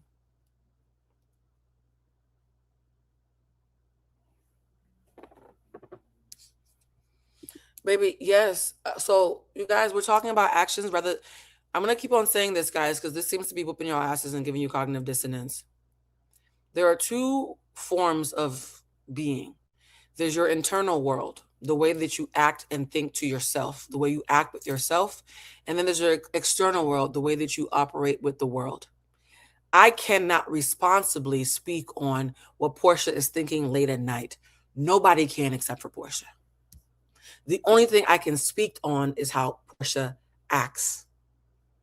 A lot of you don't know how to stay in your lane. And this is part of the hubris that comes from the comment section. You think that you have the right to assume if someone is sincere or not, to the point of acting as if it is a fact. Even when I assume about people's motivations, I make it clear that it's speculation. These are not facts. So factually, the only facts we have are Porsha's actions and Shamea's actions. So if playing the game means being emotionally regulated, not lashing out, having discernment about when to speak and when not to speak, knowing when to leave the room and the table when you know it's going to be detrimental to your branding, if that's playing the game, baby, we all need to play that game. What you're doing, baby, is virtue signaling, right? You're trying to say, well, because I think she's inauthentic, because I'm assuming her heart without knowing her personally, I'm going to use that as an excuse not to acknowledge her improved behavior. And conversely, though, the same people who do this, because they assume Shamea's heart is good, even when Shamea acts like a donkey, you're going to actually act like there's no problem with that. We can't do that, guys. When I was talking about Anaya and what was happening with Love Island, you'll see I kept on responding to Anaya's actions. I said, hey, the way she's acting right now is not cool. She's probably a lovely girl, but this is not okay. This is verbally abusive. This is wrong, right? So I know how to stay in my lane, even as someone who's a social commentarian as a job, because EQ is what I do in particular. We're talking about actions. We're also hearing Shamea speak for herself. And guys, can I tell you something? I know this is going to be hard to believe. Women in this world who have ugly feelings, but know how to keep their feelings in check in order to move through the world in a way to get ahead. That's literally what we applaud men for. Why do you have to believe that Porsha Williams or any woman it would be your best friend in real life in order for you to acknowledge that objectively they know how to move through a room? Why do you need to like somebody to admit that they know how to move through the room? Why do you need to dislike somebody to point out when they're acting deregulated and being overtly manipulative after being covertly manipulative? Those are flaws in logic, guys. I want you to kill the part of you that moves like that. I'm not being condescending. Sincerely, I'm not being condescending. And ultimately, she phrased it like, I don't want anything to jeopardize our friendship. And I thought it was really sweet. And I was like, you know what? You're right. So did you hear what she said? She said, Porsha set a boundary. A boundary means that I'm telling you what works for me and you get to decide what happens with that. So Porsha said, I would not feel comfortable being your friend and also having you next to me on the show. I think it would impact the way that I could be your friend. And Shamea said, I thought that was really sweet. And she said she was okay with that. And yet in the episode we just saw on Sunday, Shamea admits to Porsha, when you told me you didn't want me to be on the show, that's fucked me up ever since. You see how people pleasers lie? She said one thing in Scotland that was just aired on Sunday and is saying the complete opposite to Carlos King. And this happened after the scene. People pleasers lie so much that even when they're on their own couch, right, with a Libra co-host who looks like Marlon Wayans with his fresh outfit on and his, nice bald head and his white teeth smiling in your face talking about, girl, you're so beautiful, you're so gorgeous. Even when you're in your own home, fully glammed, with a man fawning about how fabulous you are, simply asking you, sis, tell me your story, you can't keep it straight. Which one is it, Shamea? Is it what you told us 5, 6, 7, 8, 9 years ago that it was Jared, your husband, who told you not to do the show? Was it what you yelled at Porsha in Scotland that you've been mad at her ever since she told you not to do the show? Or is it what you're telling Carlos now that you thought it was sweet?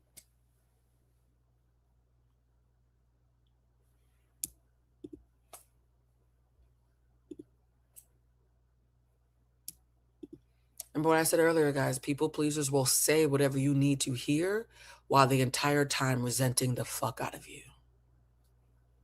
Y'all don't see the danger in that? I agree. I don't really need it like that. I mean, I agree, and I don't really need it like that, and then spent 10 years needing it like that. Spent 10 years just kind of hanging out, hoping that somehow she would chip away at Porsha's boundaries and get her to change her mind. my husband's successful. We're just getting started. Like, it's fine. They even filmed my bridal shower. And at that point, there was more pull back from Porsha. We argued at my bridal shower. So imagine you tell somebody, I don't want to do the show with you, and then that same person lets them film their bridal shower, one of the most intimate moments of their lives, which means they're trying to be on the show. This is where that clip that Carlos dropped comes in. This is where the clip caught me being angry, where I said, if I tell you not to do something, if you want to still have same access to me, like, hey, I can't engage with you in the same way if you do this thing, right? So boundaries are about what I'm going to do. Boundaries are not threats. Boundaries are always about what you're going to do. I can't give you access as my friend if you're on this show with me after I've just told you I need my own thing. You have a rich husband who adores you. You have all these jobs. You can sing, you can act. Baby, I'm fighting for my fucking life. This little corner of the world that I have, I need this to be about me right now. I just spent all these years being a Stepford wife to this nigga, right? I was a Stepford wife for all this time. Got embarrassed publicly. Had to put my chin up after I got dragged on Twitter and everywhere else. And now that I'm finally getting my footing, I don't have the bandwidth to be sharing the spotlight with the little sister of my homegirl who wasn't even cool with me until I got on the show. Because you are considered family more than a friend. We all know those people, right? Who are considered family more than a friend. The energy it would take for me to share space with you and protect you and make sure our mamas aren't mad at me for not having your back, that is decentering me. I need to be fucking centered right now. I'm going to say the same thing I said on Monday. Do you know how much bravery it takes to not be a people pleaser and to admit that you don't have it because right now it has to be about you? Someone said, I am confusion. You thought it was sweet that she wanted to protect your friendship, so you have the show film your shower. Baby, I think Porsha was just as confused.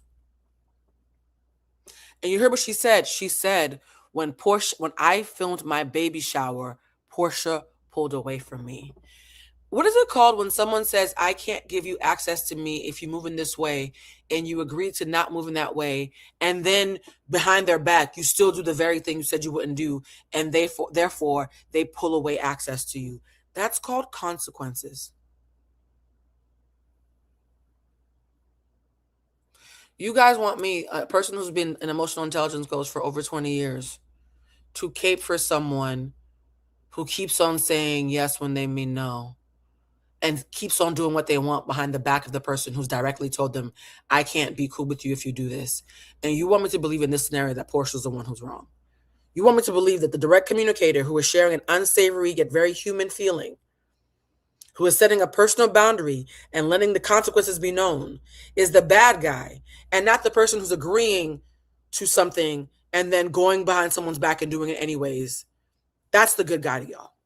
Y'all think that you never want a friend like Blue to lose one because I think it's fucked up to say something that you don't back up through action. Someone says, someone needs to send this to Porsha, like legit. I would love for her to see this. I would love for Shamea to see this too. I think Shamea needs this more than Porsha because Shamea needs somebody who has been rooting for her to call bullshit on her since her friends won't. I think her castmates have tried, but she feels bullied. I think her friends poor Kelly's not in a position to do this because Kelly is going through enough. Kelly doesn't have the bandwidth to do this, right? So I'm going to shoot Kelly some bail. I hope Shamea has a friend like me who's like, baby, I'm always rooting for you. And what the fuck is you doing? And y'all see how this is in Shamea's words. Shamea is wrong in her own reality. I intentionally did not pull up because you guys know I watched both videos. I could have pulled up Porsha's clip. No. A lot of y'all fail in your own realities. We ain't even got to get somebody else's reality. Even in Shamea's world, she's wrong. Fuck Porsha's version of accounts. Even in Shamea's logic, she's wrong. Let's continue. Why? If you watch it, you can see. I mean, it's a whole thing. Why did y'all argue the birth? Well, for one, we were all arguing, a couple things. We were arguing about why she couldn't come to the wedding, her condition at the time. And I was like, I'm hurt by it. I'm disappointed. And yeah, and then it kind of went down. Yes, people pleasing is a form of self-abandonment. On the surface, it looks like you're extra kind and you're just easygoing. By the way, Shamea comes off so kind. To me, when I saw Shamea that last season where she finally got her peach, you guys know after a decade of being a friend of the show. So it took Shamea 10 years to circumvent the boundary that had been set and still be a peach holding member of the show, right? At the point it happened, Porsha had already left the show and come back, so Porsha didn't have as much leverage, and Andy was free to do whatever the fuck he wanted. So all is fair in love and coercion, okay? All is fair in love and coercion, apparently. So Shamea gets on the show and gets a peach finally and is no longer just a friend of the show. First season fan favorite. I adored her. Shamea fan club. Thought she was delightful, right? Future tourist sister, beautiful chocolate girl, beautiful house, beautiful gowns, actually a housewife, right? One of the few girls whose persona and the name of the show actually aligned, right? Shamea had everything. And on top of that, bitch, you're gorgeous, talented, and you're someone who's friends with all the OGs because you've been hanging out around for a decade, waiting for your turn. I was rooting for this lady. But here's the thing, guys. When a direct person tells you, I'm not cool with this, and you do it anyways, and I'm saying this as a direct person, we're going to always pull back because there's nothing left to talk about. I told you I didn't like this, and you did it anyways. This is not a Scooby-Doo mystery why I'm pulling away. Shamea feigning confusion around why Porsha keeps pulling away is hands down the most intellectually dishonest thing I've seen her do for the last decade, even when she was a friend of. Perfect example, look at Gia. We adore Gia, right? If I told Gia right now, hey, yo, Gia, no, let's do it the other way around. If Gia told me right now, hey, yo, Blue, every single time you put me on the screen, I don't like seeing my face on the screen. I'm not going to be punitive because I'm not your mother, but if you put me on the screen again, I'm going to be forced to leave the Blue Crew. And let's say the day after that happens, I put Gia on the screen. I completely disregard a boundary she set because boundaries are about how you're going to act, right? She told me, bitch, if you put me on the screen again, I'm out. And I put her on the screen again. The next week when I say, hey, oh my God, where's Gia? Oh my God, I have no idea why Gia. Oh my God, why she pull away? I'm full of shit, right? I'm full of shit because I know fucking well why Gia's gone. Yes? The way Shamea feigns confusion, one of the things we teach in class, and for those who are taking the workshop, I cannot wait till September. Because being around all these emotionally unintelligent reality watchers who keep on writing long paragraphs that I refuse to read in my DMs, I miss being around emotionally intelligent people in the class. Ugh, I love y'all so much. But one of the things we talk about in class is confusion is usually a lie. The first thing people do when they're covertly manipulating you is feign confusion. Shamea is confused about a lot of shit that is not confusing. And that's because she's abandoned herself and she's committed to keeping this facade, this persona alive, right? Because again, people pleasers are pathological liars, and pathological liars, by definition, are people who lie to maintain a persona. The gag is, if you keep on lying to maintain a persona, eventually you end up lying to yourself and being confused about shit that is not fucking confusing. All right, let's continue. But underneath, you're constantly choosing people over yourself, your needs, your feelings, your boundaries. You're not just being nice. You're disconnecting yourself to maintain a connection with others. Exactly. She expected Porsha to overextend herself and erase her boundary, the same thing she does. The reason why I cannot have friends who are people pleasers is because you betray yourself, I will never betray myself. We're immediately not going to get along. A bitch who constantly betrays herself has no business being around somebody like me. I will hurt your feelings every day. You understand me? There's never a day on earth that any of my friends, even my mama, who is the most important person in my life, my mother is the most important person breathing in my life right now. My own mother knows she can't play this shit with me. So I need you to understand, people who abandon themselves resent those of us who refuse to do the same. Again, how dare you be doing just as well, if not better than me, without doing all the bullshit that I convinced myself I had to do? Because if I convinced myself I had no choice and I had to do it to get into those rooms, and you're in there too, then I have to admit myself that my whole premise was a lie. And then I might actually have to admit I'm full of shit. And then I might actually have to take accountability. Yikes, right? Who needs accountability when you can just cry and be mad at somebody else for your mistakes? Others. You don't want to look like the bad guy. So what self-abandonment looks like in people-pleasing is always saying yes, even on the times that you actually want to say no. The worst thing that ever happened to me was when I realized that I was being such a dick by people-pleasing. Like, literally, like, lying and manipulating. Like, I had such good intentions. I was only doing that shit because I was, like, thinking about other people. Like, I was just such... Mods, if you see anybody who's been disrespectful, please remove them. I'm not seeing them because I'm in a great mood and we're having a great time. But if the mods see anybody who's just here to troll, help them on their way out. Thanks for the views, though. A good person. Like, I couldn't tell someone no because it would hurt their feelings. So instead, I lied to them repeatedly about what I wanted and needed and how I felt and how I was feeling about. You guys, I intentionally picked people pleasers to come and speak on their own behalf. You don't get to disagree with me, psychology, facts, and people pleasers themselves, right? So we're going to have a bunch of people pleasers confess their sins, including a people pleaser who's a therapist. Because again, guys, therapists are just people too. Yes? A therapist is like a boyfriend. You have good boyfriends and bad boyfriends and boyfriends who are confused. The word therapist is neutral. The word counselor is neutral, right? Even as a coach, I have to make sure I'm constantly getting my own kind of services to make sure that I stay on the up and up. So we're going to have different types of people pleasers confess their sins in the hopes maybe some of you in the audience will do the same. Things going on. Not to mention like the resentment that would build up and like the other person had no idea. Like I would be pissed as fuck at someone for something that I told them was fine. I would be pissed as fuck at someone for something I told them was fine. That is quite literally what Shamea has done. Shamea, in her own words, to Carlos King, said I told her it was fine if she was uncomfortable us being friends while I was on the show with her. And then now I'm confused why when I have a camera crew come to my baby shower, why she's suddenly pulling away.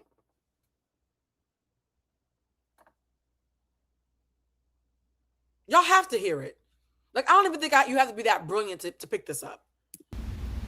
Here's the thing, like, I know all these people-pleasing people, like, we're just, like, we're nice. Like, that's truly it. We've been told that our role in life is to, like, not make other people unhappy. Like, we have to make people comfortable, blah, blah, blah. So it's literally just, like, sad because everyone loses. Anyway, like, it's lying. It's manipulation. You can't trust people-pleasers. She said it's lying, it's manipulation. In the very next clip, I love how I cut this up. Shout out to my editing skills. Y'all, I'm a lot of shit. I'm not modest, okay? Why? And next we have a therapist talking about her when she was a full of shit people pleaser. I'm a licensed therapist and also a recovering people pleaser, and I'm gonna tell you why you can't trust us. Mm-hmm. You can't trust us. We will go to the 9 for our friends, and sad to say, a lot of it can be considered manipulative because we are trying to get you to like us. Yep. We are trying to prove that we are good friends, and so we don't have any boundaries, and we will push and push and push to be a good friend. We will show up. We will break our backs to be the best friend. Everybody says this about Shamea. She's the best friend to everybody. A best friend to everybody is low-key not a friend to anybody, but let's keep on cooking. To you. And in turn, you will like us. And in turn, we will feel good about ourselves. Yep. And now here's the problem with that. We mean well. We really, really do. And we don't know that we are being manipulative in that way. You know, we would pass a lie detector test when we say, no, we are trying to be a good friend. We will pass a lie detector test because we're lying to ourselves. Because, you guys, I'm never going to trust somebody who can't even tell themselves the truth. Can I be honest? The reason why I have pulled away from every people pleaser in my life is like, baby, there's no point asking you a question because you already lied to you, so you have to lie to me. Like, why are we even asking questions at this point?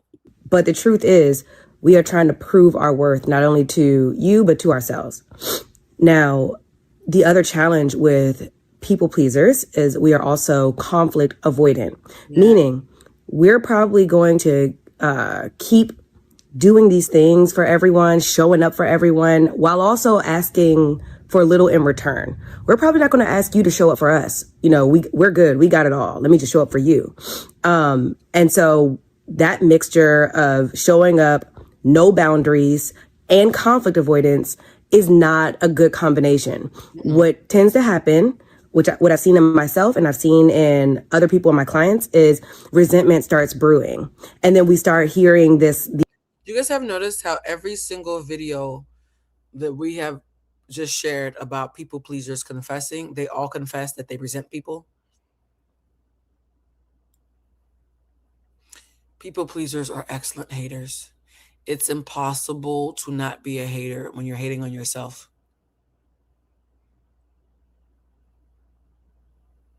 And you want to know who's the best person to do this to? Someone who's already selfish. So the audience is already predisposed to hate her so much they can't clock your full of shit too. The best person to do this ruse on is someone who is selfish. Because Porsha has had to be, in her words, not mine, go watch the interview, she chose to be self-absorbed and focus on her after being a Stepford wife caused her public shame. She said, you know what, fuck it, I'm gonna put me first. The kind of woman who says, fuck it, I'm gonna put me first, and then decides to commit to the dog-eat-dog world of reality TV has to have on blinders in order to get very far. It's impossible to get this far in this kind of world without moving in that way. It's the cost of admission. Who better to do this scam on? Because yeah, I lied to you. Yeah, I told you I was cool with some shit that I'm not cool with. Yeah, I had them come to my house even though I told you that they wouldn't. Yeah, I'm a people pleaser who's waiting for my chance to completely circumvent your boundaries. Yeah, I'm being opportunistic. Yeah, I might be a cloud chaser. Yeah, I'm everybody's best friend. Yeah, I'm talking shit about you to other people while telling them I'm your best friend. Therefore, making them think, well, if Porsha's own best friend is talking shit about her, she must be a piece of shit. Yeah, I'm doing all this stuff. But if God forbid somebody like Bluecentric clocks my bullshit, I don't got to worry because the audience can't stand you anyways. It's the perfect fucking crime. I can be full of shit and no one can really call me out because the audience is already split on you anyways. You're calling someone your best friend while entire time you're finding comfort in their villain edit. Somebody said with friends like Blue, child, with friends like Shamea, respectfully, baby, every day of the week, I would rather a selfish bitch who says, Blue, I'm cool with you coming on Monday, but Tuesday's all about me. I'd rather that bitch. The bitch was like, bitch, come every day of the week. Come every day of the week. Monday, Tuesday, Wednesday, Thursday, Friday. My dumb ass is autistic and believes them. I show up on Wednesday, and now I'm finding out there's a group chat talking shit about me because they didn't want me to be there. Who would you rather? The selfish, direct bitch who tells you you're cool on Mondays, but I want to hear shit on Tuesday? Or the people pleaser who tells you, come whenever you want? Think about it. These narratives like nobody ever shows up for me, nobody really cares about me. And the truth is we're not being honest about needing people to show up for us. Or maybe we've asked one time and that rejection hurt so much we just didn't ask again. Do you know who's the angriest person? The people pleaser. People pleasers are so fucking angry, I can't do it. Somebody said, oh, let's look at some of the super chats real quick. Somebody said, victim, girl, what Porsha are you watching? Yeah, I don't think Porsha's a victim. Porsha wasn't let go after season 9 Dungeon Gate. She left. But you guys, I said that. I literally paused and said she left after the scandal, not because of the scandal, baby. Maybe you wrote this really quickly, although I said it immediately afterwards, so you were trigger happy because I literally said it in the same breath. Somebody else became a new member. Welcome to the new members. And then someone said, listen, Monday nights ain't safe space, so I never comment, but the Porsha hate is disturbing. Anyone being obtuse and acting like they don't see this for the origin, how calculated Shamea is truly being blind purposely. Here's the thing. Porsha is a gorgeous woman who's a millionaire. She's a gorgeous millionaire who keeps on failing in ways that are supposed to kill her, and she won't die. I'm not surprised that it's not, Monday nights are not safe for us to talk about her, because who the fuck wants to be around a Black woman who won't die? How dare she, right? Our resilience as women is probably the most offensive thing to the social norms. That's why Black women who play victim, Black women who constantly cry, Black women who are abusive and emotionally deregulated are more palatable for white and Black audiences, because that's more natural. The natural way of patriarchy is women are weak, dysregulated, they have no strategy, no stoicism, no ability to self-regulate. They can't be as clever as the men. So when a woman, whether she's changed her heart or not, has the ability to change her actions and improve her behavior. I said behavior, not her heart. Her behavior is a matter of fact. It's a matter of record, right? When a woman has the ability to improve her behavior without crying and playing victim, they don't know what to do to that. And you know why the world will always like the Anayas and the Shameas more than the Portias? Because it's easy to feel superior to a victim. Someone, particularly a Black woman, who is constantly crying, constantly saying she feels bullied, constantly saying the world is out to get her. Even those of you who are more empowered and know how not that great that stance is, you like it because it keeps you comfortable. You don't have to stretch your imagination when a Black woman acts like Shamea or Anaya, right? But when a woman acts like Michelle Obama, and I'm intentionally using Michelle Obama and Porsha as two visual extreme opposites to show you how actions are very different from packaging, right? People are mad at Michelle Obama because she constantly was being unruffled by the bullshit. People are mad at Porsha because she's constantly bouncing back despite being shamed for being a whore. It's whore and Madonna, yes? You guys see Portia's a whore. You see Michelle Obama's a Madonna. Both of them have learned to be unbothered to the bullshit, and both of them enrage the white mainstream audiences. Y'all think that's a coincidence? Meanwhile, the girls who cry all the time, the girls who are covert, the people-pleasing girls who are sobbing. Oh no, don't bully them. How dare you hold her accountable? She's sobbing. I'm starting to realize that white women are not the only ones who have learned to weaponize their tears. But let's continue. You might be thinking, well, I'm not angry. And my answer is, of course you are. Because somewhere along the way, you learned that it wasn't safe to express yourself, to disagree, or to upset someone. So you've pushed down all of your wants and all of your desires. Anger is a sign that your needs are unmet or that your boundaries are being violated. And over time, you've built up more and more anger. When I tell you this is exactly what is happening with Shamea.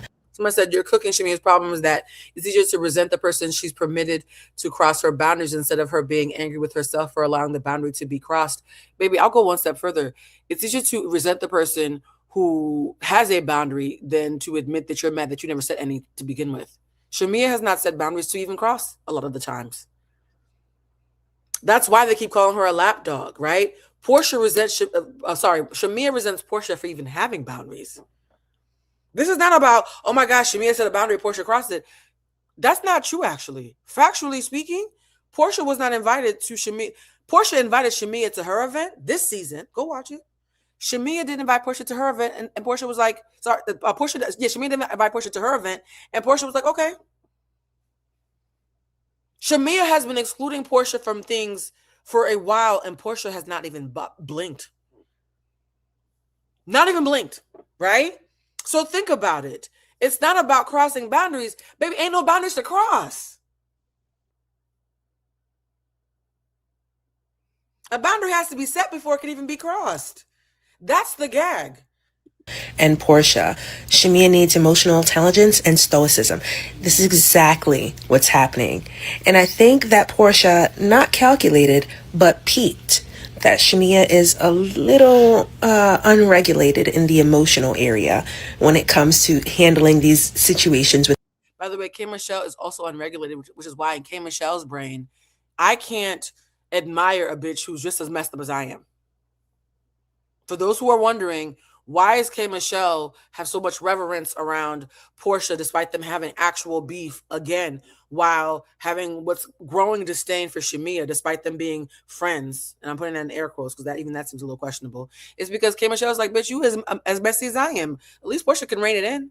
All right? We're talking about behavior, guys. We're talking about behavior. The women, right? This is what's going on in the whole entire group. We can see it. This was something that was happening with Drew previously when she was unable to figure out how to regulate the emotions with the ladies. And it just seemed like she was either, just lashing out or didn't know what was going on or emotionally inadept or, something of that. So now we're seeing this with Shamea. Her rebuttals aren't quick enough. It seems like maybe she goes back home to think about something she should have said at the moment and then brings it back up at the wrong time. This is the perfect comment for exactly what we are seeing and experiencing with Shamea in the Real Housewives. Let's see what the comment is. The comment that she's responding to says, also, Shamea needs emotional intelligence and stoicism. During the confessionals, she should be pouring her G word out and saying how much she is hurt about the friendship ending. Yeah, I already know. By the way, as somebody who's worked as a fixer, there actually is a very simple but not easy, right? Because things can be simple and not be easy. There's a simple fix for this. It's just I don't think Shamea's ego would let her. There's a very simple fix for this, actually. Someone just said, I fucks with you. Oh, thank you. You stood your ground Monday like a G. You didn't care, cave to popular opinion. I never will. I've been getting jacked for a month straight. I don't give a fuck. Group think and can course correct when you had it wrong. Yeah. That's the thing, guys. People are so blown away by the fact that they can't shame me into abandoning myself and they can't group think me or bully me into betraying myself that y'all don't clock. I very frequently will course correct. I'll be like, oh, I didn't think of it that way, Dustin. That's a great point. Oh, I didn't think of it that way, Carlos. Oh, you're right, Claudia. I'm constantly willing to course correct when I hear something valid. I'm just not willing to pander to the audience. And I'm saying this, guys, because we're in an age right now where the propaganda is so loud. This thing that I do that makes me difficult, and by difficult, I mean difficult to manipulate, we need this. You're all going to have to learn how to be difficult to manipulate in this current ecosystem, or you're going to be fucked. What used to be just a matter of choice is now a matter of survival. That's why I've become a lot more loud about teaching this publicly. Atlanta right now with Porsha. And I also think that relationship, although at some point it could have been saved, Porsha has moved on. Porsha has moved on. She's over it. She's happy. She's not icing. I don't believe she's icing Shamea out, but I believe that she's moved. That alarm that keeps going off is that beep. Does anybody else eye twitch when they hear people's alarms in their videos? Done, and she's happy. Unfortunately, Shamea, I think, is still emotionally tied to a lot of things with these women. She's trying very hard to make sure that she can try and, smooth over the relationship so that she can play all part, and she can't. She can't. Porsha already knows this. That is. By the way, this is the reason why Shamea resents Angela so much. Shamea, for a very long time, has been able to call herself Porsha's best friend, be everybody's bestie to some degree, while still talking shit about Porsha and getting away with it. Angela was the loudest person to call her out on camera to Porsha's face. And Shamea is mad that Angela caught her slipping. Shamea is mad that Angela said, hey, the way Shamea talks, it's clear that she resents you. What the fuck is up with that? If you're ever wondering why Shamea cannot stand Angela and why Angela cannot stand Shamea, is because Angela is the one who said the jig is up. The jig is up, bitch. Now am I going to tell Porsha? I want to tell Porsha on camera and make you being a full of shit friend who has secret animosity while pretending to be a bestie part of my storyline. Shamea's karma wasn't Porsha. It was Angela. Now, has Angela done shit that I think is kind of weird this season? Yeah, Angela's done some shit that I don't understand. But Angela is still someone who I think was a necessary evil in the Porsha and Shamea discourse, because had Angela not called it out so loudly, and you know Angela's the queen of reads, had Angela not been so masterful and persistent and unfuckwittable in the way that she called it out, I think Shamea would still be trying to play this game with Porsha right now.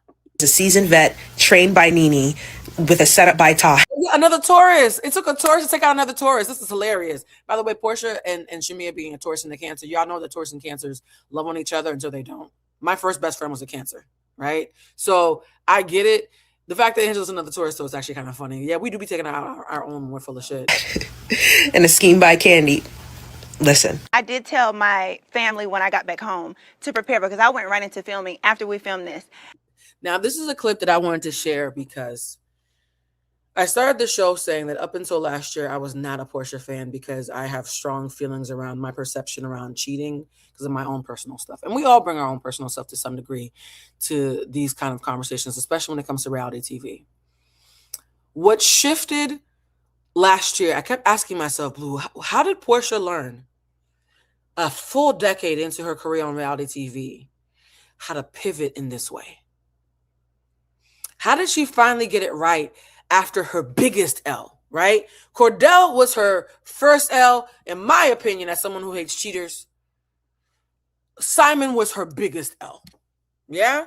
I'm not going to call Dennis an L because Dennis gave her a beautiful daughter. And I actually do think she really loves him.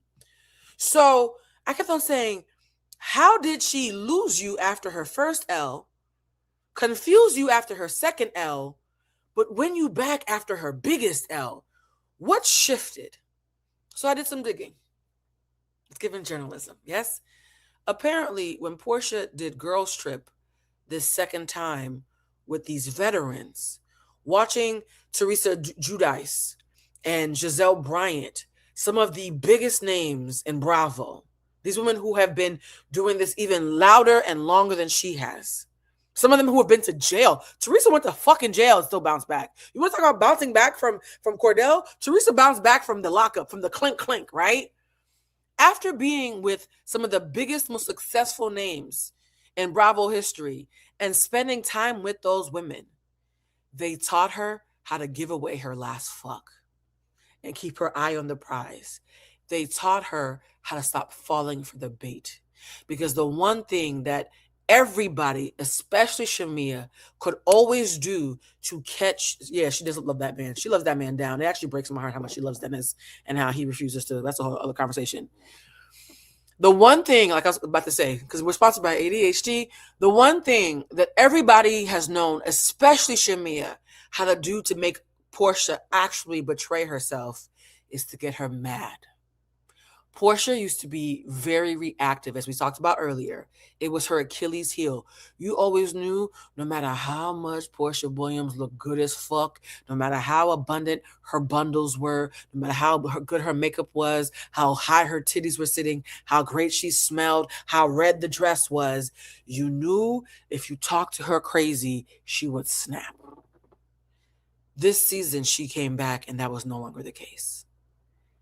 I'm an EQ coach who specializes in ego death and emotional regulation. It's understandable that when Porsha finally learns how to be emotionally regulated, suddenly I'm open to listen to her again. I can admit it. There's certain things you could do to win me back, and the bitch did it. Improved behavior. Again, I'm not her friend, so I don't know her heart. Can't speak to her heart, and respectfully, neither can fucking you. Yes? We can only speak about her behavior, as a matter of fact. Porsha was around women who had learned how to stop giving a fuck about the comment section. Giselle Bryant is not looking at the comments hoping to find validation. Teresa Giudice, I'm not even sure knows how to click the button to find the comment section. She realized that all the women who went to the next level, who had just as many L's as her, if not more, were the ones who finally stopped being reactive. Teresa Giudice started flipping tables. And now, when you cuss her out, she calls a car to come pick her up and she leaves. Teresa Giudice has had a similar evolution, right? What did we say earlier? There are two things that happen to women in reality television. They either evolve and build a thick skin and keep their eye on the prize, or they stay perpetual victims. Those are the only two options. Those are the only two options. If you trace any woman in reality TV whose name you still remember, they eventually either built a thick skin or they stayed a victim. There's no other place for us as women in this space. Let's watch her give these ladies their flowers for teaching her this lesson. And I told them, I said, I am going to gather all of the unbotheredness from these girls and take it with me. Because they don't give a damn about social media. Nope. Like, it's because they're OGs. Giselle could care less. Like, I think I'm sensitive and Kyle's sensitive to some things a little more. But the rest of these girls are like true thick skin. True thick skin. What she's saying is, I went on vacation and spent weeks taping a show with these OGs and realized these bitches really don't give a fuck the way I was giving a fuck. Let me pivot. Because I said part of emotional intelligence is knowing how to pivot when it's time.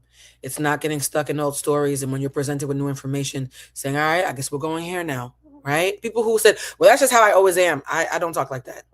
I know how I always am could change in 5 minutes if I get some new data and an incentive. Yes? The spirit of curiosity, right? So because Porsha walked into that space receptive to learn, her ability to tell herself a new story is why this year feels and tastes so different, even to people like me who are not fucking checking for her. Y'all see the lesson in this and why this is bigger than Porsha and Shamea? This is what I was trying to do on Monday, but Monday wasn't in space for this. But do y'all see the lesson in this? And it's bigger than Porsha and Shamea. And they're walking, they're living their life. They're not worried about comments, not worried about people think. And you have to remember that when you are around this show. You know what I mean? And so I did take that from y'all. Okay, good. The ultimate friendship and compatibility is the super confident, self-aware, introspective friend paired with the insecure friend. So do you hear what she said? She said that the most incompatible friend pairing is a friend who has figured out how to be introspective and course correct, and the friend who is still insecure and playing victim. Who did we just describe, guys, based on 2 hours of video and receipts that I've been showing y'all? So it's not just my personal fucking opinion. I spent 2 days pulling up receipts so that nobody had to say it was Boots Loosman's opinion. We literally just saw an entire trail of the beginning of Porsha's story to her learning how to figure out how to course correct. Right? So to go from being reactive to the point of being a liability to Bravo, being the bitch that everybody said you can't even play with her because she's gonna mollywop you. Even Nene was nervous around her. Candy, right? You had Nene and Candy scared to talk to you because you were on some crazy shit. Even Kenya was like, yeah, girl, you be tripping sometimes, right?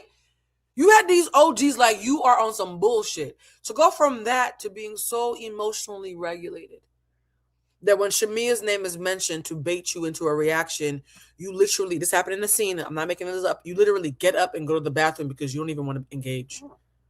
The girl who used to beat bitches now knows how to leave the room and or apologize. Again, we don't know her heart. We can only talk about her behavior. Somebody said, you're big Gemini rising energy. Look, me and Kendrick Lamar have a lot in common. I'll just say that. I don't process shit the way the rest of the world does, which is why I make people mad, because when you talk to me, you're realizing, fuck, I might have miscalculated. And here's the thing. Who cares if you miscalculated? Just carry the one. I'm not even going to shame you. Just carry the one. I had to carry the one, right? And here's the thing, too.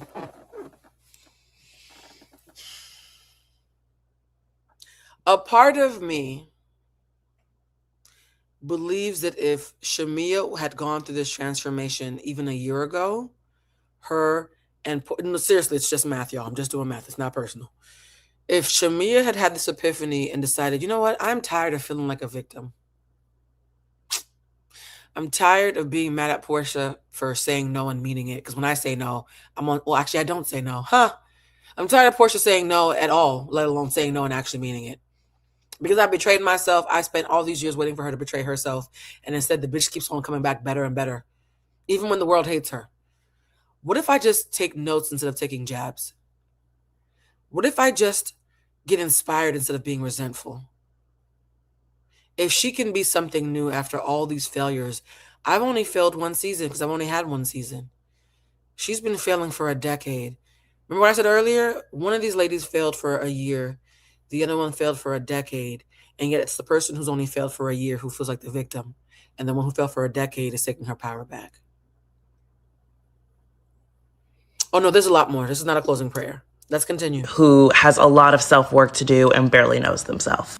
The person who is always self-reflecting has been through a lot that has made them comfortable in their own skin, comfortable spending time alone, and love themselves on a truly deep level does not go well with the person who is on step one of that process and has a long way to go. The person who can't figure themselves out, they can't figure out where they fit, they can't figure out what their vibe is, and then they're constantly looking at other people for inspiration and influences, and Shamea, and this is one of the things I love about her, but it also makes me sad because Shamea is so talented and has so many things that she could do. She still hasn't figured out what she wants to do and can do, right?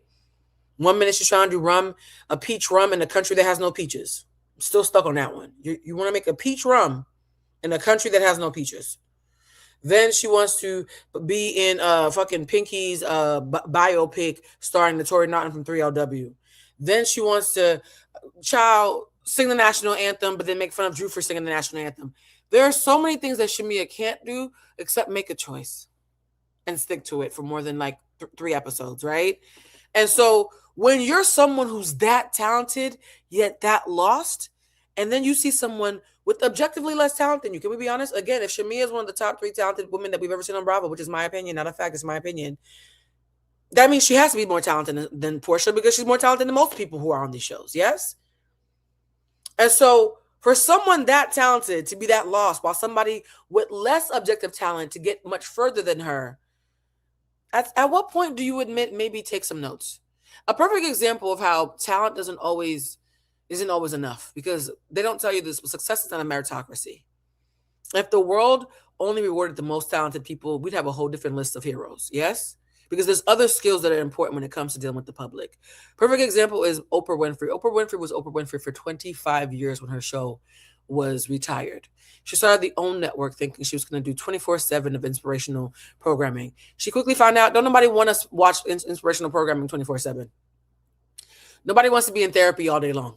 That's labor, yes? Now, because she's Oprah, she's a legend, she could have just said, well, I know better, and maybe the audience one day will figure out that I know. No. She said, well, I don't know how to get them to show up to my network. Who does?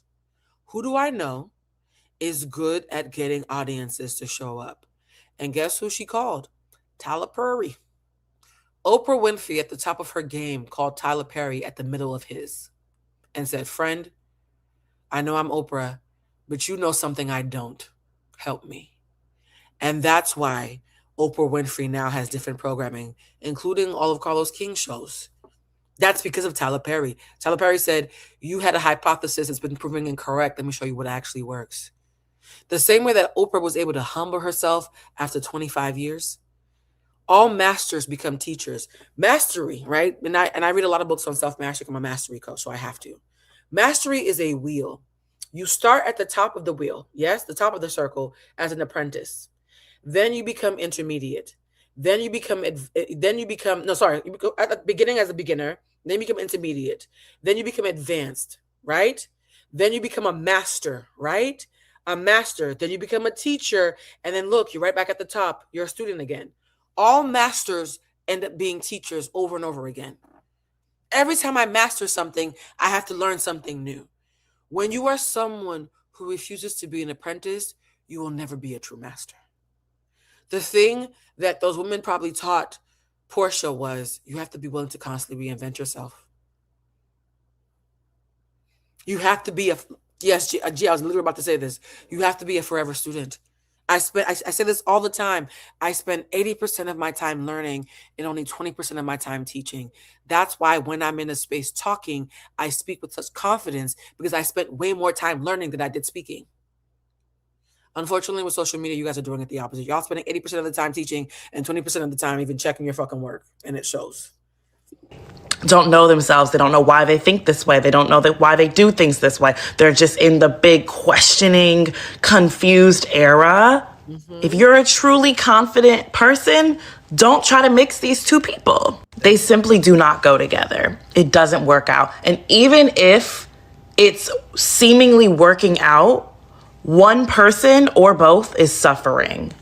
And it's usually the confident person. I promise you, Porsha is exhausted with Shamea.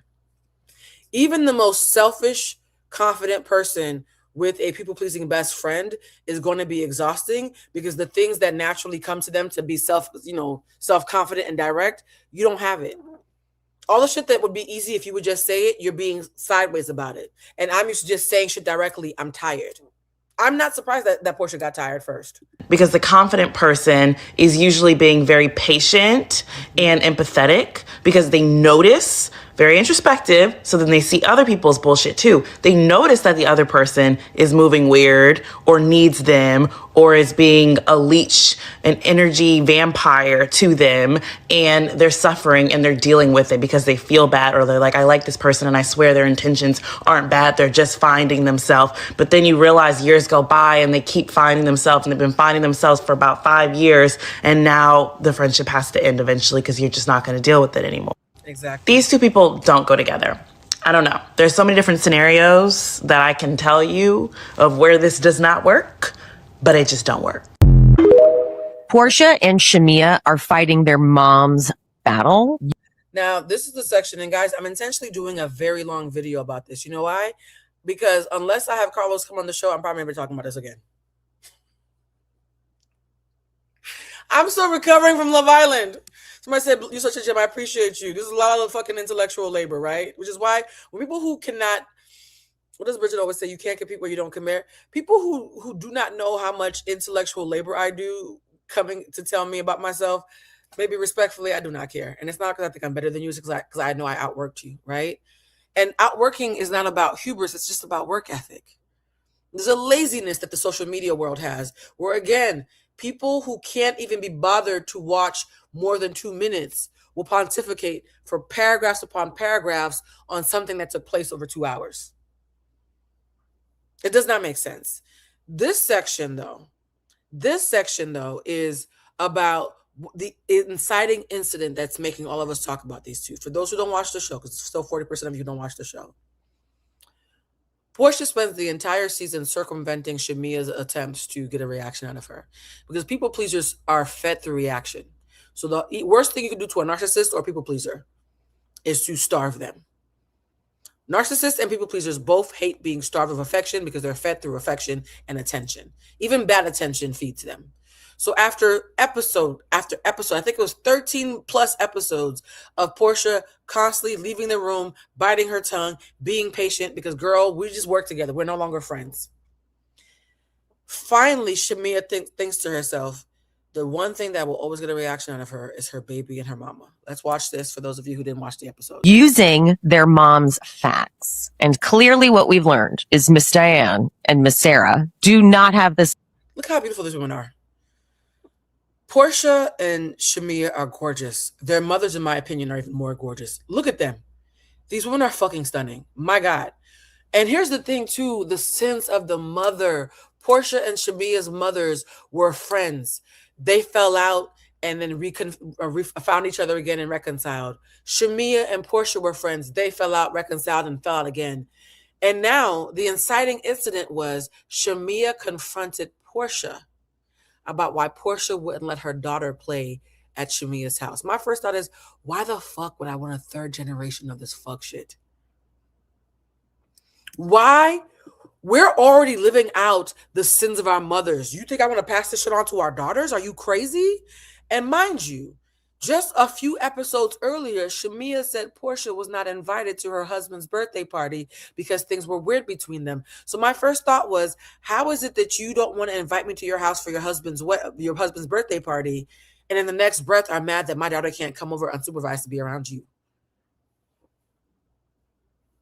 So I'm not allowed in your house, but you expect me to send my daughter in your house? Are you crazy?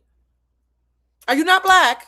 I don't know about the white community, the Asian community, or any other communities, but in the black community, if you don't fuck with my mama, you don't have access to me. That's a cultural norm. Again, though, confusion is a lie. If y'all who are wondering why was Shamea so angry and confused about Porsha not letting her daughter go to her house after they fell out, it's because she's used to feigning confusion to push a narrative. Same version of why they fell out. If you think back to last season, the core of their fighting was their moms. You could tell Diane was sort of waiting for Porsha and Shamea to fall out last season. She was very vocal about the fact that she did not trust Shamea. And God, look how beautiful this woman is. It's actually distracting. Some good fucking genes, my God. so as soon as they fall out, I'm sure there's a part of Diane that was like, now we're going to get Miss Sarah. And then same thing for Miss Sarah. The only way to solve this is to have the mom sit down, just like a white background, 2 chairs, and you hear the clackety clack of the heels coming out, and they walk out at the same time. And damn, and they got body too. My God, I thought we were just showing headshots. Oh, my, Jesus wept. I feel like Miss Diane and Shamea's mom and Miss Tina could all hang out together and cause a ruckus. And they sit and they have a face-to-face. I want them to get into their old school beef. I want them talking about the 90s. I've actually never seen a fight on behalf of mothers like this before. Yeah, but everybody doesn't know that your mom tried to sleep with my dad. Y'all, this woman, Shamea, said on public...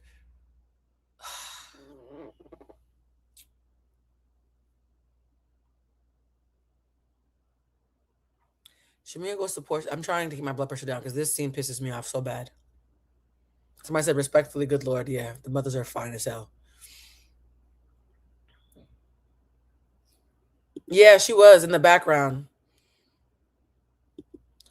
And by the way, guys, she's talking about when they became close. These are Shamea's words. If you are coming in late, Shamea said they did not get close again until the divorce. They had known each other their entire life. So her being in the background as somebody that she's known for her entire life is not the same thing as them being friends. But thank you for putting that out there, love. So Shamea says to this is the part that really bothered me. When Shamea fell out with Porsha, Shamea made Kelly her bestie. Kelly is somebody who had beef with Porsha. So there's already something suspicious that your new best friend just also happens to be the rookie from last season who was coming from my neck. So Porsha did not fuck with Kelly because they had some weird energy. And suddenly when Shamea and Porsha fell out, Shamea gets really close to a girl who is Porsha's enemy, right? They come back the next season. And Kelly suddenly has all this smoke for Porsha, even though her and Porsha don't have no business. It becomes clear to me, at least, that Shamea is talking shit about Porsha to Kelly, right? If I don't have access to her as my best friend, if I can't undermine her as a best friend, I can at the very least have somebody I know who loves me and hates her speak on my behalf. Kelly and Porsha are going at it all season, but every time Kelly tries to activate, Porsha circumvents it like, ew, what are you doing? Bitch, I went to Cabo or whatever with Teresa and them. I've learned a new way of doing things. Back up. So Portia's trying really hard not to have smoke with these girls because she has a new way of moving, right? Improved behavior. Whether it's authentic or not, I don't know, but it is improved as a matter of fact. I'm going to keep on saying that for those of you who are grappling with cognitive dissonance. So Kelly spends all season trying to have smoke with Porsha. Then Kelly finds out that her husband is suing her and tying her up in litigation around her being on the show. So something about a $2 million court case, right? Kelly walks into the hotel, the room of the mansion they're staying at in Scotland, and is sobbing about her divorce. Whether you love her or loathe her, if there's one moment that I'm going to choose to believe that Porsha was being authentic, it's when you're seeing a woman on a TV show after her first season crying in season 2 about a divorce. Why? Because that's Porsha's narrative. Do y'all see why I'm choosing to believe this? The same Porsha who was going through a divorce and was humiliated in her second season is seeing Kelly, the girl she had beef with, going through a divorce and being humiliated her second season. And Porsha says to her, you know what? This is bigger than the show. Our beef isn't even really that serious. Girl, let's squash it. And Kelly says, you know what? I would really like that. And Shamea gets mad because, bitch, you're supposed to be my guard dog. You're supposed to be the sidekick to the sidekick. How dare you make amends with the person that I was weaponizing you against? How dare you and Porsha have peace? We were supposed to be two crabs in a barrel together. Misery loves company, right? I was supposed to be miserable with Porsha. You were supposed to be miserable with Porsha. If you make up with Porsha, I'm miserable on my own. Literally the definition of misery loves company. Quite literally. She says to the confessional, I feel weird about Kelly and Porsha making up. You feel weird about peace. Because you've been telling everybody that Porsha doesn't know how to admit when she's wrong. Porsha can't apologize. Porsha can't squash it. You're mad that Porsha squashed her small beef with Kelly, but didn't squash her decades-long generational beef with you. Do y'all hear how stupid that is? Which is easier, boys and girls? And I say boys and girls to be facetious, not condescending. Which is easier? Squashing a minor beef with someone you barely know, or squashing generational beef with somebody who's fucked with you after decades of knowing you? Which is easier? She's saying, well, you should. Shamea's mind is saying, I've known you longer, so you should be able to squash the beef would be easier. Portia's mind is saying, you played in my face longer, so that's why it's not easier. They're working from completely different premises. I'm sorry, if I've known somebody since I was 5, 6, 7 years old, and this bitch has been playing in my face for 11 years, according to my perception, it's going to be harder to squash it with her than someone who barely knows me, who had a couple of words with me on camera. So Shamea is now hot. Not because Porsha said anything to her, not because they had an argument, not because she was disrespected, not because anybody was talking behind her back. Shamea is hot at the prospect of peace. Remember what we said earlier, that people pleasers are the angriest people in the room? People pleasers get angry because they resent anybody who has something they don't have, normally peace and boundaries. So they go to dinner, everything's supposed to be regular, and out of nowhere, Shamea says, hey, Porsha, what's this I heard from Dennis that you're not cool with my daughter and your daughter hanging out? You're not cool with our kids hanging out. And Porsha's like, yeah, because if we're not cool, our kids can't hang out. Nigga, we black. That's a black norm. And Shamea says, yeah, but you said that I was like a sister to you, and that's why you always felt safe having my daughter around you and your daughter around me. And I mean, she said, yes, you were like a sister to me, past tense. You're no longer like a sister to me. Again, feigning confusion, right? People pleasers, manipulators, and liars love to feign confusion in moments where things could not be any more clear, right? That also goes for the comment section. Yes, feigning confusion that 1 + 1 is still 2. So Porsha's like, baby, we're not cool anymore. I've barely spoken to you all season. Why the fuck would I let my kid at your house? Girl, you wouldn't even let me come to your and you would let me come to your husband's birthday party for the same reason. Like, where's the confusion here? I thought we all agreed that I don't fuck with you no more. And Shamea starts bringing up their mothers and their mother's beef. And that's when she says, well, your mother tried to fuck my daddy. What the fuck does any of this have to do with my daughter not being able to come to your house? So wait, let me get this straight.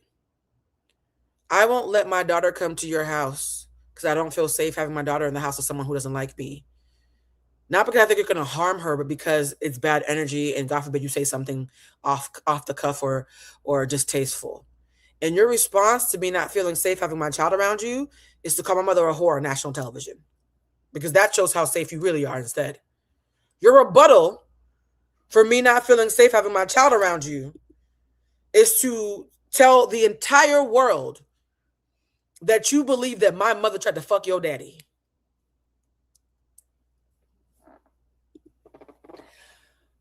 Baby, I don't give a fuck how much you hate Porsha. That is just black and white wrong. I don't give a fuck how much you hate Porsha. There's no way around that. That is black and white wrong. So that's what is what happened. I'm just recounting it. We're going to play the scene again. Hold on. I'm trying not to go too far back. Porsha and Shamea to fall out last season. She was very vocal about the fact that she did not trust Shamea. And so as soon as they fall out, I'm sure there's a part of Diane that was like, now we're going to get Miss Sarah. And then same thing for Miss Sarah. The only way to solve this is to have the mom sit down, just like a white background, 2 chairs, and you hear the clackety clack of the heels coming out, and they walk out at the same time, and they sit and they have a face to face. I want them to get into their old school beef. I want them talking about the 90s. I've actually never seen a fight on behalf of mothers like this before. Yeah, but everybody doesn't know. No, I'm not on Porsha's payroll, but I used to be on Harvard's payroll as a curriculum developer who taught emotional intelligence to children from K through 8. And then I developed my own curriculum in 2008 that I've been teaching for almost 20 years now. So no, I'm not on Porsha's payroll, but I am on Harvard's payroll as somebody who was in the think tank for 2.5 years, creating curriculum to teach this to people. I'm using pop culture and politics to teach you for free, something that I usually charge $600 for. Hope that helps. That your mom tried to sleep with my dad. This Porsha Shamea shit. Oh my God. Like, girl. Oh, Shamea had brought up my mother in that manner. And just honestly, she could have just said, girl, your mama do too much. My chest getting hot. I'm finna come across this table. Yeah. My mom tried to sleep with your dad. I would have yanked Shamea. I don't want to get no citations on this account, child. I really really like to discuss Porsha Shamea dynamic with people who truly have been watching since Porsha came on, because this is like decades long conflict that requires context that is in 4K. If you go watch Porsha Family Values, go watch the early season that Porsha was on, where Shamea was friend of on the Housewives and all her conflict. A lot of this dynamic, like, we're seeing the culmination of Shamea come up more so in the public eye. So I actually believe both of them, where it's like Porsha definitely did tell Shamea she wanted this to be her shit. Yeah. And if you watch Porsha Family Values, like, is that I 100% believe Shamea. Here's the thing, guys. Shamea doesn't have to be a liar for this to be wrong. I actually believe Shamea, and I still think what she did was wrong. What shit was called? Porsha only really like people who like agree with her. Someone says, she said, shut the fuck up, don't mess up this free. Unless y'all, if y'all want me to shut the fuck up, I can just end this live and y'all can just pay me my $600 rate that I usually pay for this. Okay? I charge $300 an hour for one-on-one and $600 for the group workshop. I'm giving y'all free game, quite literally. Okay? We don't have to do this. Her and Porsha herself was crazy because wasn't she trying to run up and fight Dennis' mama, if I remember correctly? Like, Porsha is crazy, child. And no shade, I don't know what the fuck Shamea's talking about, because as someone who comes from a family where my daddy's side of family and my mama did not always see eye to eye, it's cool now, but you know, it wasn't always kosher. I wasn't allowed to go to folks' house who I was fucking related to. So what the fuck you mean we done falling out? I'm not letting my child go over there. What the hell you talking about, Shamea? You sound crazy as fuck, girl. And the fact that you would bring it up on camera lets me know that you know this friendship is over. You're just using the blow up, the actual like destruct button as a camera moment because you haven't got your footing on this camera shit. That's the. So this is the part that I think is incredible. Shamea has done so many manipulative things. We already know that Porsha's done things that are manipulative and strategic. Porsha herself will admit that shit if you really got her on a good day. But Shamea is the one who's pretending to be the victim here, which is why she's the one that we have to call out. You guys always know I say, I'm never going to talk about the overt shit because you don't need a professional for that. I'm always going to talk about the covert shit, right? That's why I barely talked about Sincere, because Sincere was an obvious fucking fuckboy. I'm not going to use all my expertise to talk about obvious fuckboy. I'm going to talk about covert fuckboys because they're more dangerous than covert. And even she would admit it. Shamea, who's pretending to be the damsel and be the victim, is the one that we have to talk about because that's the one that's harder to clock. And the fact that Andy asked Shamea, what's the beef between your mothers years ago? And Shamea said, I'm not going to say it.